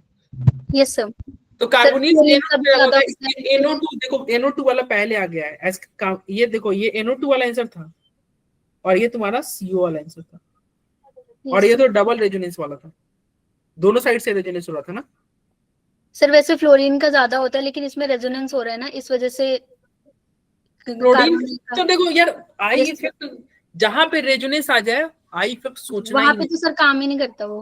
हाँ आई इफेक्ट बच्चा इफेक्ट है यार, आई इफेक्ट का उतना पावर नहीं है, आई इफेक्ट यस बहुत सर। बहुत लेस सर पावर। अगर NO2 और F में होता तो हम लोग देखते, लेकिन इसमें ऑप्शन ही वैसे थे तो इतना देखना नहीं था डीएनपी का। NO2 और F तो है ही। यस सर, उसमें ऑप्शन वो पहले ही दे रखे थे ना, कॉमन सेकंड तो फोर्थ के जस्ट बाद ही था, तो मैं चेक ही नहीं करना था NO2 और F में, इसमें पावर चेक करते तो। वैसे NO2 का ही मतलब पावर ज्यादा होता है क्योंकि NO2 -M लगाता है। यस यस सर, रेजोनेंस उसमें होती है। और वो जहां पे मेसोमेरिक इफेक्ट आ जाए ना, तो वहां पे आई इफेक्ट चेक करने की जरूरत ही नहीं है। लाइक आई इफेक्ट चेक करना इज लाइक टाइम वेस्ट करना, और वो आंसर भी रॉन्ग देगा। आई इफेक्ट का मतलब ये हमने पढ़ा था लास्ट क्लास में, ऑर्डर क्या होता है, ARHI aromatic resonance hyper conjunction I effect. I effect सबसे पीछे चला गया। चलो भाई, ये क्वेश्चन उन बच्चों, अगर बायोमोलिक्यूल पढ़े हो बहुत आसान क्वेश्चन है, नहीं पढ़े हो तो फिर स्किप करने के अलावा दूसरा ऑप्शन नहीं है। ठीक है सर ऑप्शन देखो इसको जल्दी से, ऑप्शन ए अभी देखते हैं। ऑप्शन ए होगा कि ऑप्शन बी होगा? ट्रू होगा, बी फॉल्स होगा? सी। आर फॉल्स है। यस सर, बी होगा सर, देखो बी होगा। क्वेश्चन क्या कर रहा है, इसका सुक्रोज इज ए डाइसैकेराइड। हाँ भाई, सुक्रोज डाइसैकेराइड होता है और ये नॉन रिड्यूसिंग शुगर होता है। Reducing sugar, non reducing sugar जानते हो? Yes sir. Yes. Last class में डिस्कस किया था ना, टॉलरेंट टेस्ट, फेलिंग टेस्ट पढ़ा था। Yes sir. तो जो टॉलरेंट टेस्ट देगा, जो फेलिंग टेस्ट देगा, वो क्या होता है? Sir reducing. Reducing sugar. Reducing. Reducing sugar, yes. जो टॉलरेंट फेलिंग टेस्ट देता है वो सब क्या होता है? Reducing sugar. और जो टेस्ट ये सब नहीं देगा उसे बोलेंगे नॉन रिड्यूसिंग शुगर। तो सुक्रोज क्या एक नॉन रिड्यूसिंग शुगर है क्या? देखो आज सुक्रोज हम देखते हैं, ये तुम्हारा सुक्रोज है। देखो ये आपका सुक्रोज है। सुक्रोज में कहीं भी तुमको अल्डेहाइड ग्रुप नहीं दिखेगा। अरे देखो, नहीं दिखेगा, ये नॉन रिड्यूसिंग शुगर है। और सुक्रोज में देखो ये कैसे लिंकेज से जुड़ा हुआ है, देखो तो ग्लाइकोसाइडिक लिंकेज से जुड़ा हुआ है कि नहीं? Yes sir. और ये किसके किसके बीच में जुड़ा हुआ है? Alpha D glucose and beta D fructose. ये याद रखना, ये आपको याद रखने हैं, दूसरा कोई ऑप्शन नहीं है, ये याद रखना होगा। सुक्रोज में alpha D glucose and beta D fructose मिलके बनता है। सुक्रोज किससे बनता है? Alpha D glucose and beta D fructose में ग्लाइकोसाइडिक लिंकेज के द्वारा बनता है। ये याद कर लेना भाई, कैसे भी याद करो, कर लेना यार। Alpha D glucose and beta D fructose, ठीक है। तो सुक्रोज किससे मिलके बनता है? Alpha D glucose and beta D fructose. अब ये देखो अल्फा डी ग्लूकोज होता है ना, लेकिन देखो यहाँ पे सेकंड हमने क्या करा है, बीटा लिखा सुक्रोज है। इनफॉर्म ग्लाइकोसाइडिक लिंकेज में बीटा ग्लूकोज करा है, बीटा नहीं अल्फा डी ग्लूकोज। अरे बीटा नहीं अल्फा। और ये yes sir. Beta D fructose होता है ना, तो ये तो गलत हो गया कि नहीं स्टेटमेंट? समझ में आ रहा है? तो ये आपको याद करना है, ठीक है। चलिए आगे बढ़ते हैं। ये स्लाइड हम दे दिए ताकि तुम थोड़ा रिवाइज कर लेना, तो थोड़ा रिवाइज कर लेना। ये सुक्रोज है, ये टूटता है ग्लूकोज फ्रुक्टोज में टूटता है, ठीक है। ये ग्लाइकोसाइडिक लिंकेज क्या है? Alpha D glucose beta D fructose, ये सब थोड़ा देख लेना एक बार। ये बहुत इजी क्वेश्चन है, बहुत ज्यादा इजी क्वेश्चन है। 1 2 3। क्या सबसे अच्छा क्वेश्चन था ये। सबसे अच्छा क्वेश्चन था ना, इसको देख के Yes, तुम्हारा मन खुश हो गया होगा। लाइक सर देखना था बस। ये SN1 रिएक्शन पूछा था, सबसे फास्ट किसमें होगा?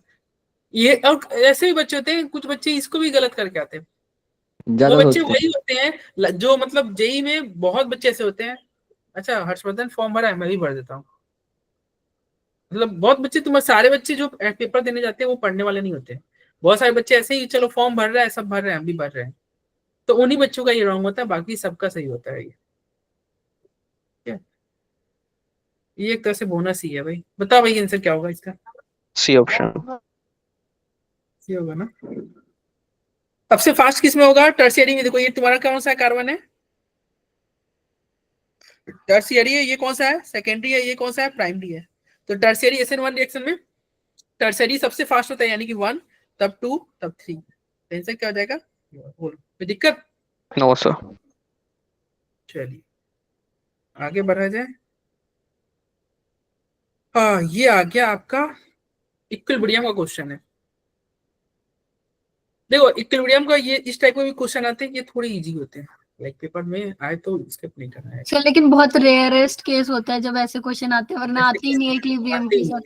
इक्विलिब्रियम में आते हैं तो टफ आते हैं, जिससे टफ ही आते हैं। ये एक्चुअली आपका केमिकल इक्विलिब्रियम का है। केमिकल इक्विलिब्रियम क्वेश्चन थोड़े इजी होते हैं, आयनिक के टफ होते हैं। ये केमिकल इक्विलिब्रियम क्वेश्चन है, इसमें केमिकल इक्विलिब्रियम में उतने टफ नहीं आते हैं, आयनिक में आता है। देखो कह रहा है एक रिएक्शन दे रखा है, इनिशियली ए वाज टेकन, क्या कह रहा है, at equilibrium concentration D is twice that of A. कह रहा है इक्विलिब्रियम पे जो है वो डी जो है ए के दुगुना है। इक्विलिब्रियम पे डी ए के क्या है, दुगुना है। ठीक है भाई, ठीक है दुगुना है। चलो जो रिएक्शन दे रखा है उसको लिख लेते हैं। क्या है रिएक्शन, 3A कन्वर्ट हो रहा है C प्लस 2D। बताओ टाइम जीरो पे अगर ये एक C मोल है, प्रोडक्ट क्या होगा, 0 0।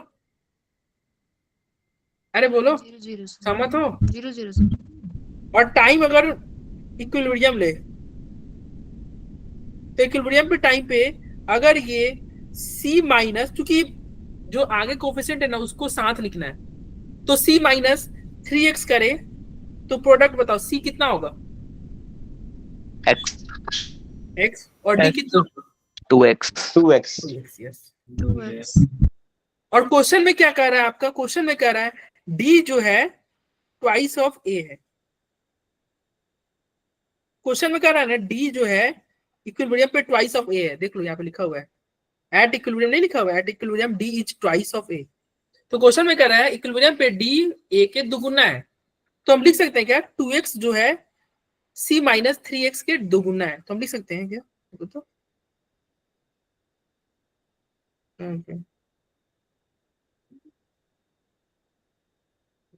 डी जो है हम लिख सकते हैं डी का वैल्यू पुट करते हैं। डी का वैल्यू क्या है, 2x है कि नहीं, डी का वैल्यू 2x है और ये दोगुना ए के, यानी कि ट्वाइस ऑफ ए का वैल्यू क्या है, ए का वैल्यू है C माइनस 3x, 2 माइनस नहीं 2 नहीं C माइनस 3x ना, माइनस 3x यस, लिख सकते हो। Yes sir. अब यहां से कटा दो यार, 2 से 2 कट गया, 2 से 2 कट गया, तो x is equal to C minus 3x। यहां से C का वैल्यू निकालोगे क्या हो जाएगा, 4x हो जाएगा क्या, जी सर। C का वैल्यू 4x हो गया। चलो आपसे क्या पूछ रहा है, आपसे अब क्वेश्चन देखो, KC का वैल्यू पूछ रहा है, आप KC निकालो यार। KC का वैल्यू पूछ रहा है, KC कैसे निकलेगा, KC रिएक्शन क्या है, C प्लस 2D, यानी कि C और D का स्क्वायर होगा, देखो तो यस सर। D का स्क्वायर डिवाइडेड बाई रिएक्टेंट क्या है A, क्यूब। क्या लिख सकते हैं, A क्यूब लिख सकते हैं। अरे बोलो, C D square divided by A cube. अरे सहमत हो ना भाई इससे। Yes sir. अब जो आगे कोफिशिएंट होता है ना, केसी का जब लिखते हैं तो कोफिशिएंट पावर में चला जाता है, कोफिशिएंट पावर में चला जाता है। अब सबका वैल्यू पुट कर दो यार, सबका वैल्यू पुट कर दो। इसका क्या है, डी का 2x था, x था, जिसका जो वैल्यू है पुट कर दो। सी का वैल्यू क्या है, देखो तो x है ना, देखो सी का x है और डी का क्या है 2x है, तो हम लिखते हैं यहाँ पे सी की जगह पे x और डी की जगह पे 2x का square divided by A cube. A cube क्या था, c माइनस 3x था ना, और c का वैल्यू हमारा आया था, c का वैल्यू क्या आया था 4x था, तो c का वैल्यू अगर 4x पुट करोगे तो 4x minus x is equal to 4x minus 3x is equal to x होगा कि नहीं, देखो तो यस सर। अरे x होगा ना, तो हम यहाँ पे डायरेक्ट a के जगह पे x और क्यूब तो ऐसे लिख सकते हो। अरे बोलो, यस सर। और जब इसको सॉल्व करोगे तो एक्स स्क्वायर और एक्स क्यूब बनेगा, एक्स क्यूब कट जाएगा, 4 बच जाएगा और वही आंसर हो जाएगा। बोलो सर सर हाँ हेलो बोलो ना, सुन रहे हैं। सर, रिएक्शन में जो लिखा है C माइनस 3x अल्फा की फॉर्म में लिख के बता दीजिए एक बार। एक्स की जगह पे अल्फा लिख दो, वही बात है, C माइनस 3 अल्फा। अरे एक्स को भाई हम एक्स माने, वाई माने, जेड माने, अल्फा माने, कुछ भी माने। 3 अल्फा लिखेंगे ना, हाँ 3 अल्फा लिखो। अरे अल्फा की जगह पे मैंने एक्स लिखा है, ठीक है, मैं चाहता तो लिख देता C-3 सोहेल, 3 जो जतिन, जो मन वो लिख दो यार, उससे क्या फर्क पड़ता है। अरे बोलो। सर मैं पूछ रहा हूँ डिग्री ऑफ डिसोसिएशन के टर्म में सर। हाँ तो वही हुआ ना अल्फा, वही होता है अल्फा। तो सी अल्फा लिखेंगे ना तो X हाँ की जगह C पे। अल्फा लिखोगे।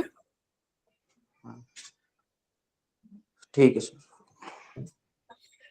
चलो, अरे समझ में आ गई, आगे बढ़े। Yes sir. एक बार नहीं हुआ ना, ज्यादा दिक्कत हुआ तो इसका रिकॉर्डिंग देखना। लाइक अभी हमें बहुत और क्वेश्चन करने हैं और टाइम में देख रहा हूँ ज्यादा बच नहीं रहा हमारे पास। हाँ आ जाओ भाई, ये क्वेश्चन इधर आओ भाई। ये आपका सॉल्यूशन चैप्टर का क्वेश्चन है, ठीक है। कह रहा है एक एक्सपेरिमेंट है, in an experiment to estimate the molecular weight of benzoic acid by elevation in boiling point, the experimental value of molecular weight was double. पढ़ो क्या कर रहा है।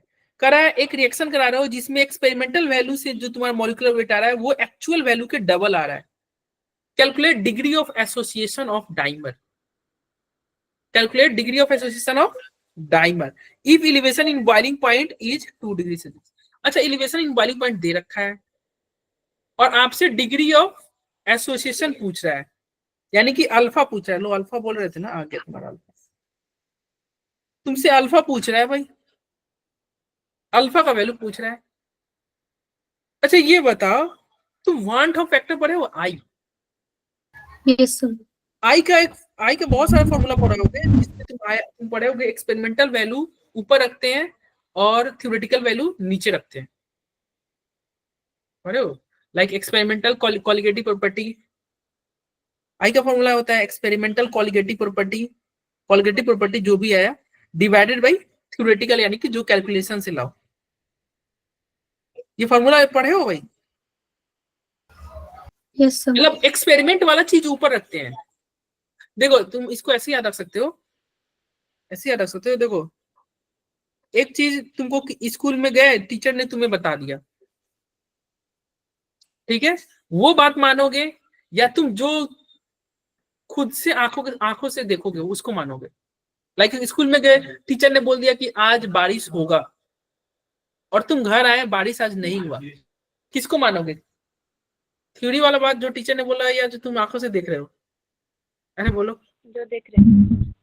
जो देखोगे उसको मानोगे ना। तुमके अगर हम बोले कि हाँ सूरज पूरब से निकलता है तो ठीक है, वो तो सही बात है। अगर हम तुम्हें बोल दे कि नहीं sun rises from the west, क्या उसको मान लोगे? अरे नहीं मानोगे ना, एक्सपेरिमेंट को मानोगे ना, एक्सपेरिमेंट इज लाइक ट्रू। तो इससे तुम कैसे याद रखोगे? तुम याद रखना, फॉर्मूला में एक्सपेरिमेंट पहले आता है। लाइक तुम पहले किसको मानोगे? एक्सपेरिमेंट को मानोगे, जो तुमने देखा। तुम किसको मानोगे? एक्सपेरिमेंट को। तो फॉर्मूला में ऊपर क्या आ रहा है? एक्सपेरिमेंटल वैल्यू, ठीक है।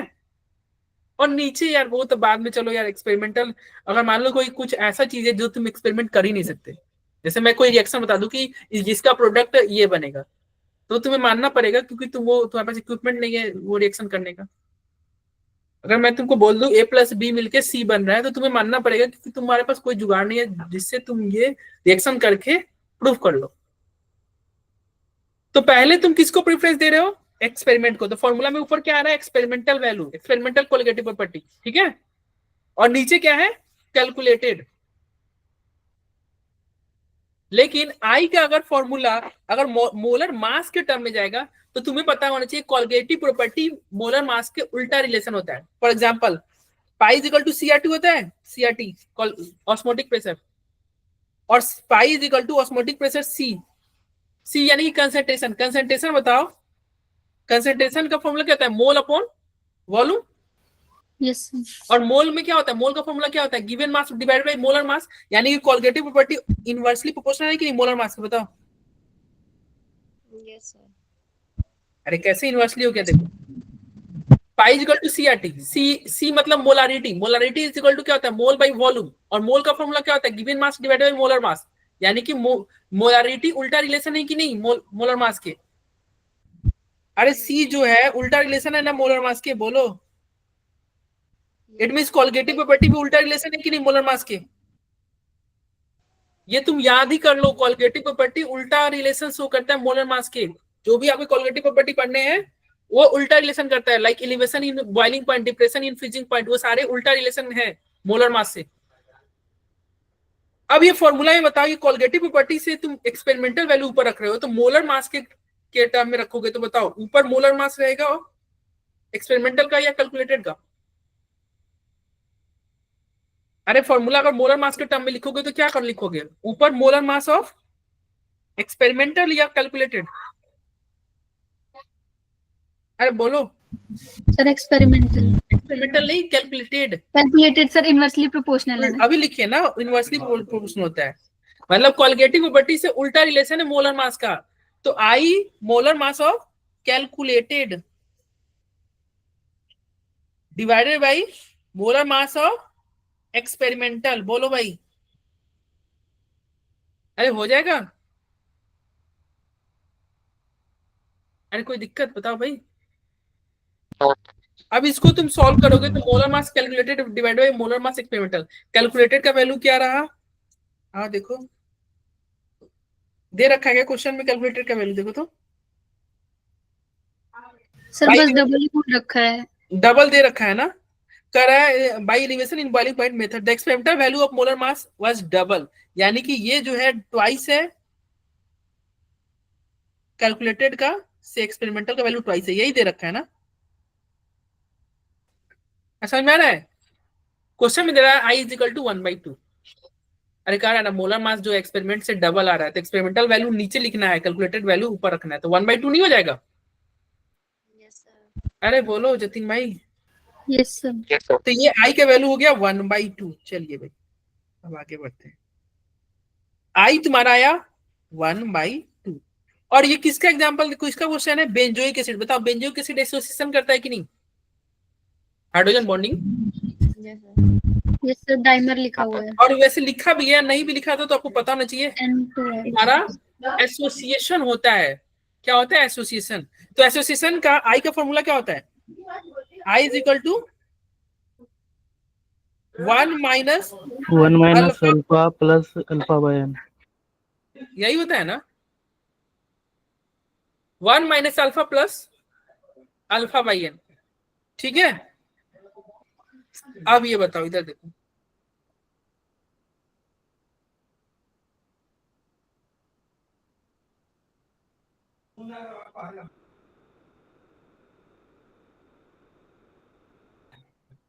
चलो ये देखो इसका क्या होगा आंसर। आई का वैल्यू क्या दे रखा है? 1/2 होगा ना, 1 माइनस अल्फा का जगह पे अल्फा ही रखो प्लस अल्फा, और एन का वैल्यू क्या होगा क्वेश्चन में दे रखा है, क्या बन रहा है? डाइमर बन रहा है, तो अल्फा का वैल्यू क्या रखोगे बताओ? N की वैल्यू 2। एन के वैल्यू 2 रखो। अब इसको सॉल्व करके अल्फा निकल जाएगा, बताओ? अल्फा सॉल्व करके निकल जाएगा 1 आएगा आंसर। ठीक है, सॉल्व कर लेना। Yes sir. अरे जोड़ घटाओ है और कुछ नहीं है। बोलो हो जाएगा क्वेश्चन? बोलिए भाई, आगे बढ़े। Yes sir.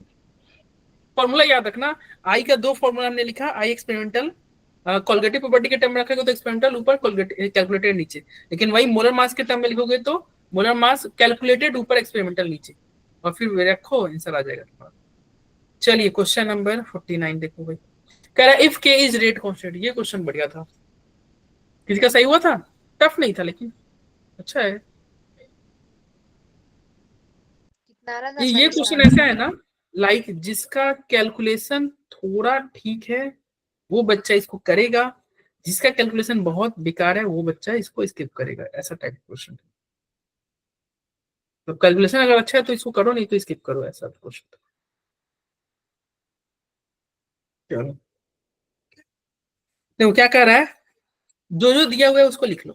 ठीक है, क्या दे रखा है क्वेश्चन में, कह रहा है इफ के इज रेट कांस्टेंट, के एक रेट कांस्टेंट है, ए एक कोलिजन फ्रीक्वेंसी है, A2 minus A1 activation energy of 2 minus activation energy of 1 पूछ रहा है, टेम्परेचर आपको दे रखा है, कुछ यहाँ पे वैल्यू दे रखा है, तो जो दे रखा है उसको हम लिख लेते हैं। सबसे पहले क्या दे रखा है, K1 is equal to 100 K2 यहाँ पे, फिर क्या दे रखा है 10 A1 is equal to A2, फिर क्या दे रखा है, ln 10 का वैल्यू दे रखा है 10/3।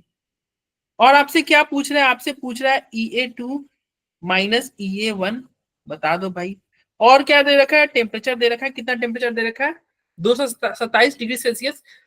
केमिस्ट्री में हम टेम्परेचर लेते हैं तो केल्विन में लेते हैं, केल्विन में कन्वर्ट करोगे कितना केल्विन होगा बताओ, अरे कितना केल्विन होगा, 500 केल्विन। और क्या दे रहा है, के कैलोरी में पूछ रहा है, के का वैल्यू कैलोरी में पूछ रहा है, मतलब इसके ये बोल रहा है, ये जो डिफरेंस है ना इसका वैल्यू कैलोरी में पूछ रहा है। चलो सॉल्व करते हैं। हाँ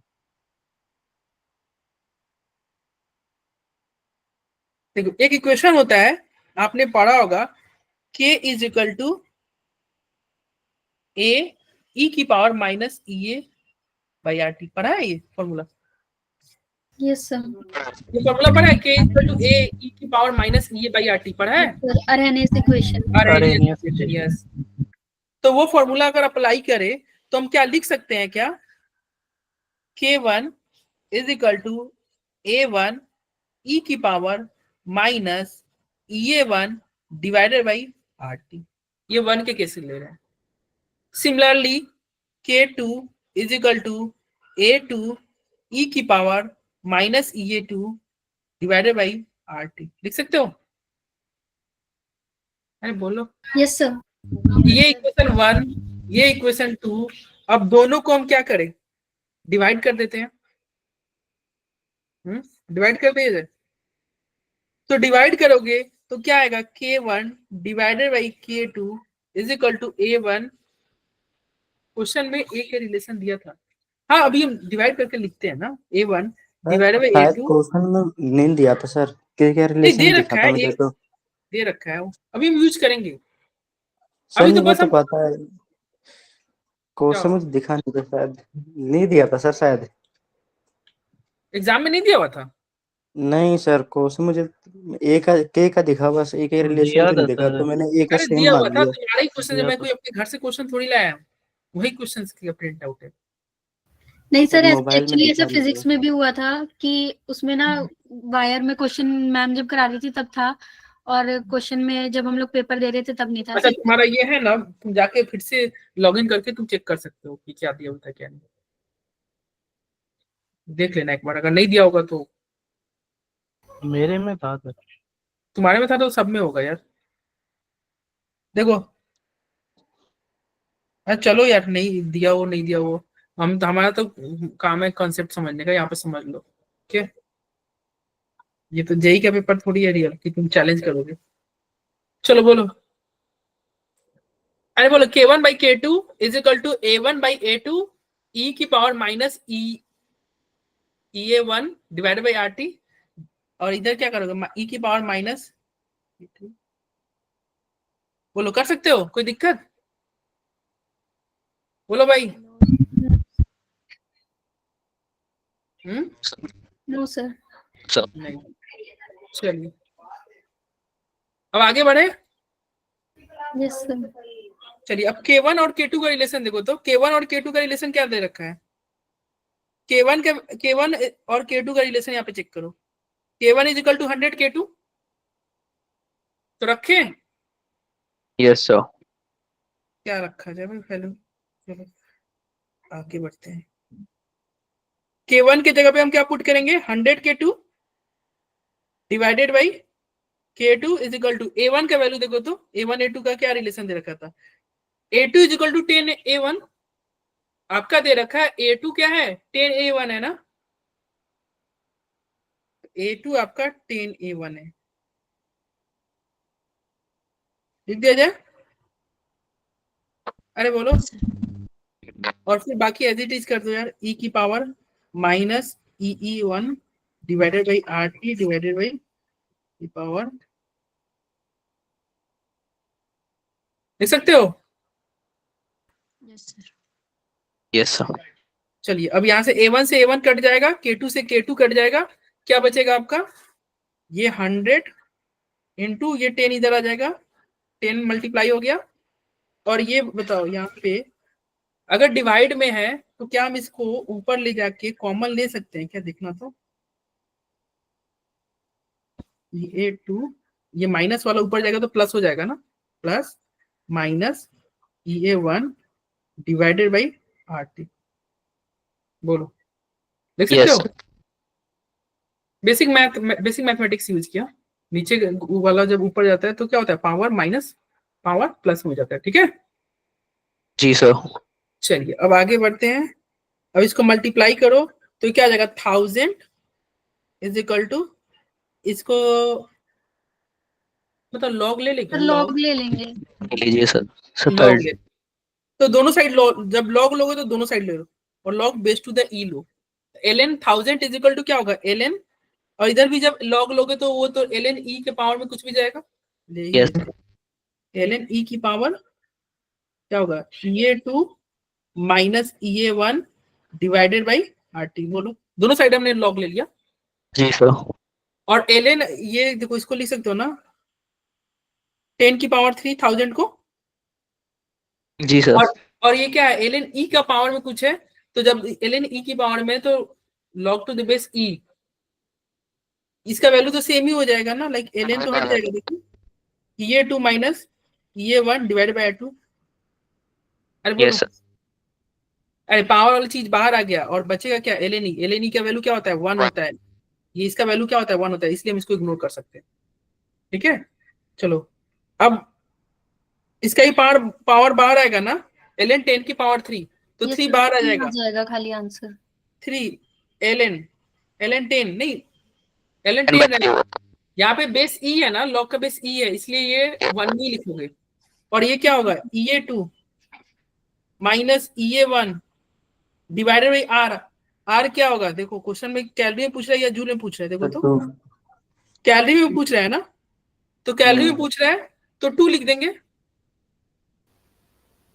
कैलोरी एट वाला नहीं लेना था, क्या, 8 वाला। नहीं कैलोरी जूल में, वो 8 वाला जूल में लेते अच्छा हैं। इसीलिए गड़बड़ आ गया। हाँ तो कैलोरी में याद रखना, कैलोरी में 2 लेंगे।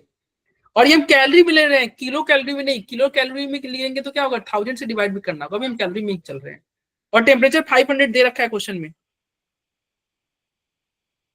चलो अब ये 3 है, ln 10 का वैल्यू क्वेश्चन में दे रखा है, ln 10 का वैल्यू 7/3 दे रखा है, 7/3 लिख दिया जाए, जी सर। 3 इंटू 7/3, और ये उधर मल्टीप्लाई हो जाएगा 2 into 500 is equal to EA2 minus EA1, यही होगा। सॉल्व करोगे 3 से 3 कटेगा, क्या बचेगा देखो तो, 7 2 जा 14, 14 5 जा कितना होगा, सर 7000 आ जाएगा। 7000 इज इक्वल टू EA2। क्या इसका आंसर 7000 होगा क्या, नहीं Yes, सर किलो में है, किलो में नहीं, 7000 नहीं होगा, देखो 1000 से ध्यान से divide। पढ़ो, क्वेश्चन में किलो कैलोरी दे रखा है, तुम इतना सॉल्व करके भी तुम -1 लेके आओगे, तो इतना Yes, मेहनत करके यहाँ तक तो तुमने इसलिए सॉल्व मैंने किया। नहीं सॉल्व किया, क्योंकि थोड़ी इसमें ये था कि थोड़ी बहुत हल्की सी भी मिस्टेक हो जाती ना, अगर गलती से आर की जगह वो 8.3 वाला लिख देते, क्योंकि उन्होंने बोला नहीं था कि 2 है आर की वैल्यू। नहीं वो बोला नहीं है, तुम्हें याद होना चाहिए। ये सर कैलोरी में बोल रखा है तो। हाँ बहुत बार नहीं दिया रहता है कैलोरी का, आर का वैल्यू बहुत बार क्वेश्चन में नहीं दे यस रखेगा, सर आपको वो याद तो है। रखना। यस जूल में लेना है 8.314, कैलोरी में लेना है 2, और एक होता है लीटर ATM, ये सर 0.83 हाँ 0.082। 0.0821, 0। यस हाँ सर। वो ऑस्मोटिक प्रेशर वाले क्वेश्चन में करते हैं, 0.0821 लीटर ATM। तो देखो इसमें ये तुम्हारा आंसर नहीं हुआ, ये एक्चुअली क्या है, ये कैलोरी में है, किलो कैलोरी में लोगे तो इसका आंसर क्या आ जाएगा 7, तो इसका आंसर क्या है, ये किलो कैलोरी में, इसलिए इसका आंसर 7। तो बताओ इतना मेहनत करके जाएंगे और फिर भी हम -1 लाएंगे, क्योंकि हमने छोटा सा मिस्टेक कर दिया, किलो कैलोरी नहीं पढ़ा, केवल कैलोरी पढ़ा। तो इस टाइप का क्वेश्चन मैं बोल रहा हूँ, अगर आपका कैलकुलेशन स्ट्रॉन्ग है तभी अटेम्प्ट करना, नहीं तो स्किप कर देना। हमारा मतलब ऐसा नहीं करना है कि ये क्वेश्चन हमने पढ़ रखा है तो हम 10 मिनट दे के आए एक क्वेश्चन के लिए, नहीं, इस क्वेश्चन को छोड़ो यार, तुम्हारी पेपर में वो भी क्वेश्चन था ना, याद करो SN1 वाला क्वेश्चन था कि नहीं, यस रिएक्टिविटी ऑफ SN1, तो तुम्हारी पेपर में वो भी क्वेश्चन, वो भी 4 नंबर का, ये भी 4 नंबर का है, तुम पता चला इसमें इतना टाइम वेस्ट कर दी कि वो क्वेश्चन तुम्हारा छूट गया, तो ऐसा नहीं करना है, ऐसा नहीं करना है। चलो भाई आ गया तुम्हारा ये जेल डाल मेथड वाला क्वेश्चन। सर ये ये सब तो हर बार नहीं कर पाते क्या, सर, ये तो मतलब करा ही नहीं है सर ये तो POC। सर हर बार ही छोड़ के आते हैं, हाँ ऐसा ये था सर, ये तो हर बार छोड़ प्रैक्टिस के की आते हैं। जलदाल डूमस मेथड। देखो लाइक ये क्वेश्चन के साथ भी मैं वही कहूंगा, स्ट्रांग है अटेम्प्ट लेना, नहीं है तो स्किप मारना, गलती करके मत आना भाई, क्योंकि देखो इंटीजर टाइप में है, यहाँ पे तुम थोड़ा भी अगर कैलकुलेशन में ऊपर नीचे हुआ, वही अगर 4 ऑप्शन रहता ना तो थोड़ा चलता है, लेकिन इंटीजर टाइप में अगर कॉन्फिडेंस है तभी करना है, नहीं तो छोड़ना है। वैसे आज इस साल तो इंटीजर टाइप में टफ क्वेश्चन नहीं आता, इतना टफ आया नहीं था इंटीजर टाइप में, इजी इजी से आए थे। इस बार का जो जनवरी शिफ्ट था ना, इंटीजर टाइप में टफ क्वेश्चन नहीं आया था। चलो ये जलडाल मेथड, अब जैसे ही आपको दिखा जलडाल का फॉर्मूला लिख देना। फॉर्मूला क्या होता है, किसी को फॉर्मूला याद है इसका? परसेंटेज ऑफ नाइट्रोजन निकालने का फॉर्मूला क्या होता है जलडाल मेथड में, किसी को याद है? नहीं याद है? देखो क्या होता है, परसेंटेज ऑफ नाइट्रोजन निकालने का फॉर्मूला 1.4 इंटू नॉर्मालिटी में दे रखा है ना, देखो यहाँ पे नॉर्मालिटी दे रखा है, 1.4 into normality into volume, normality into volume divided by जो सैंपल आपको लिया गया उसका मास, divided by mass of sample, यही फॉर्मूला है। अब ये नॉर्मालिटी वॉल्यूम किसका, नॉर्मालिटी और वॉल्यूम लेते हैं H2SO4 रिक्वायर्ड, जो H2SO4 आपको एसिड जो दिया हुआ है ना उसका, ये आपका परसेंटेज ऑफ नाइट्रोजन है का फॉर्मूला है जलडाल मेथड का, 1.4 into normality into volume divided by mass of sample, ठीक है। और ये मास ऑफ सैंपल किस में लेना है, ग्राम में, ठीक है। Normality into volume divided by mass of sample, ठीक है। और ये नॉर्मालिटी इंटू वॉल्यूम किस में लेना है, ये आपको लेना है ml में, ठीक है। अरे बोलो, चलो आप क्वेश्चन लिखते हैं और थोड़ा समझते हैं। कह रहा है 0.2 ग्राम ऑफ एक ऑर्गेनिक कंपाउंड, सैंपल कितना दे रखा है यार 0.2, तो इसका इट मींस ये जो नीचे वाला वैल्यू ये क्या है 0.2 है, अरे बोलो। Yes sir. तो 0.2 दे रखा है, ये 1.4 देखा है, नॉर्मलिटी वॉल्यूम पता चल जाए, आंसर आ गया। अरे बोलो, अब ये नॉर्मलिटी वॉल्यूम भी क्वेश्चन में दे रखा है, देखो यहाँ पे भी नॉर्मलिटी दे रखा है और वॉल्यूम दे रखा है। रेड से करते हैं, ये क्वेश्चन को समझना थोड़ा अच्छा से, यहाँ भी नॉर्मलिटी और वॉल्यूम दे रखा है और यहाँ भी नॉर्मलिटी वॉल्यूम दे रखा है, अब कौन सा नॉर्मलिटी वॉल्यूम दिया जाए? सर H2SO4 वाला लेंगे, NaOH तो न्यूट्रलाइज करने के लिए लिया जाता है ना।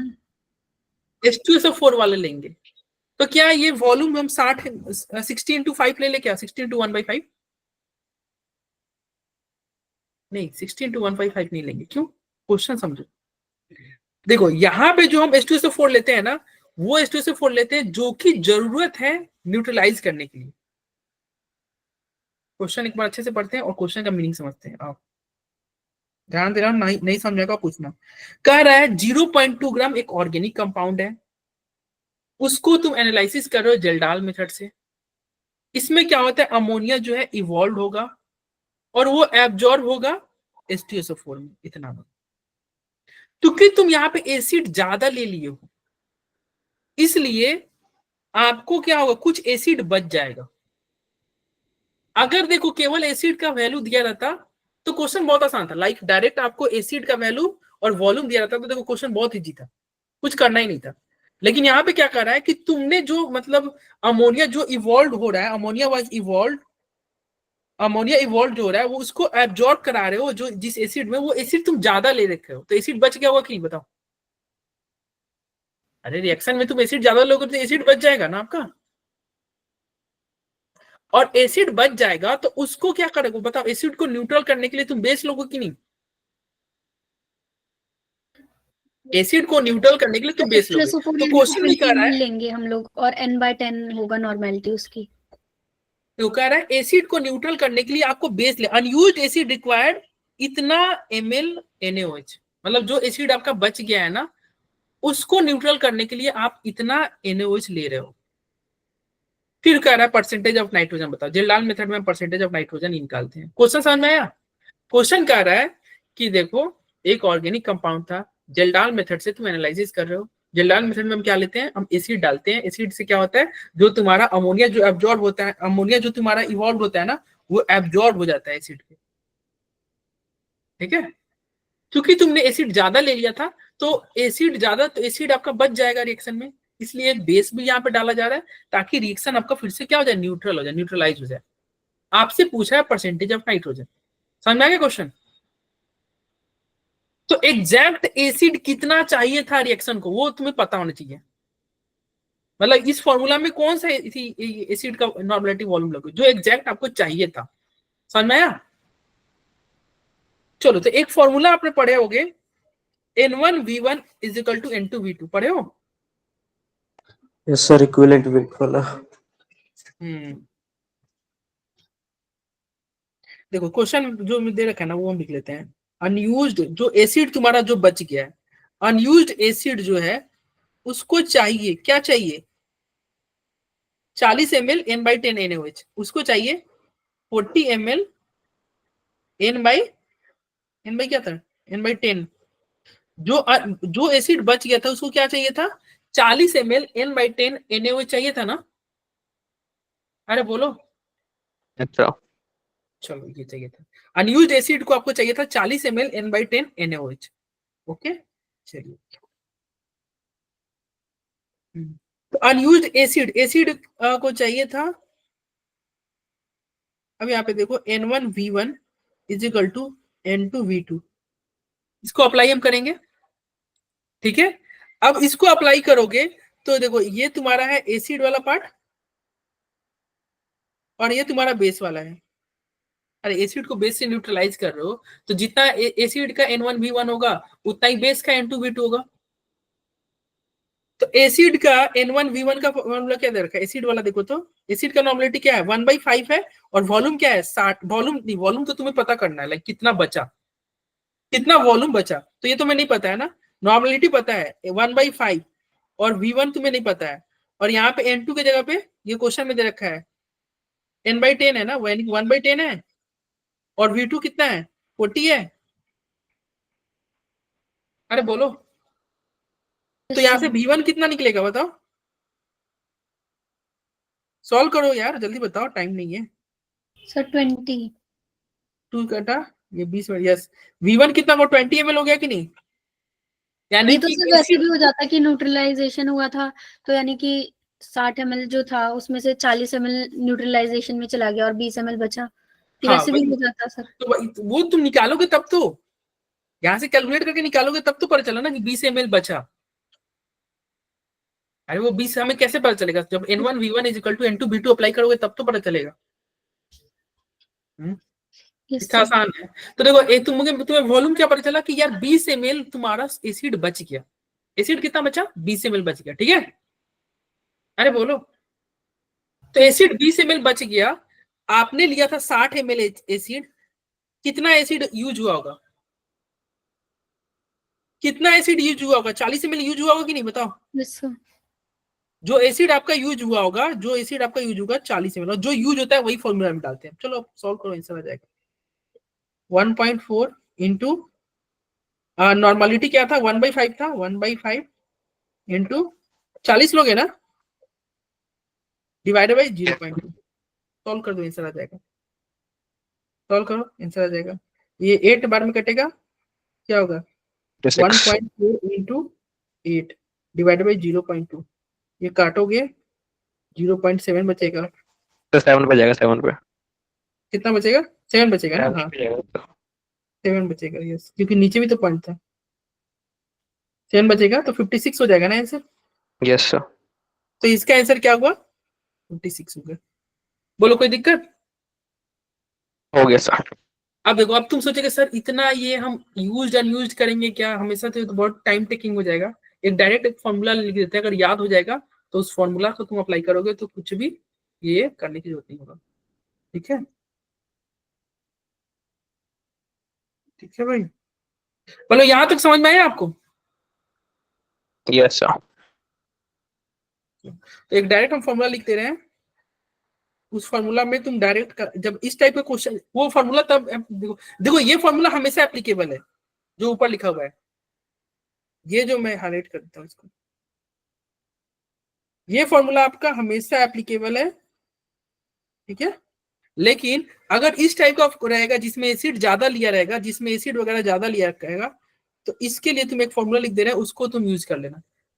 इस केस में परसेंटेज ऑफ नाइट्रोजन का फॉर्मूला ही हो जाएगा क्या, 1.4 इंटू तुम्हारा N1 V1 माइनस, या N1 V1 छोड़ो, ऐसे कर देते हैं, Na Va minus NB Vb divided by जो तुम्हारा वेट ऑफ सैंपल है, weight of organic sample. Direct formula से आंसर आ जाएगा। ओके, अरे बोलो। Yes sir. जैसे इसी क्वेश्चन में देखो ना 1.4 था इनटू नॉर्मलिटी क्या दे रखा था, 1/5 दे रखा था क्या, तो 1/5 देख रखा था तो 0.2 लिख दो। 1/5 दे रखी थी, बेस की 1/10। हाँ ये 1/5 को 0.2 हो जाएगा ना, 1/5 is equal to 0.2 into 60 minus, और वो बेस की कितनी दे रखी थी, 1/10 दे रखी थी, यानी कि 0.1 इंटू 40 डिवाइडेड बाई 0.2, सॉल्व करोगे 56 आ जाएगा। ठीक है, तो अगर ये फॉर्मूला याद हो जाए डायरेक्ट आंसर आ जाएगा। और ये सबके लिए एप्लीकेबल नहीं है, इस टाइप के क्वेश्चन के लिए एप्लीकेबल है। ए फॉर ये क्या हो गया, acid, A for acid, B for base. Okay, अरे बोलिए भाई। हाँ तो ऐसे भी तुम कर लेना, ठीक है।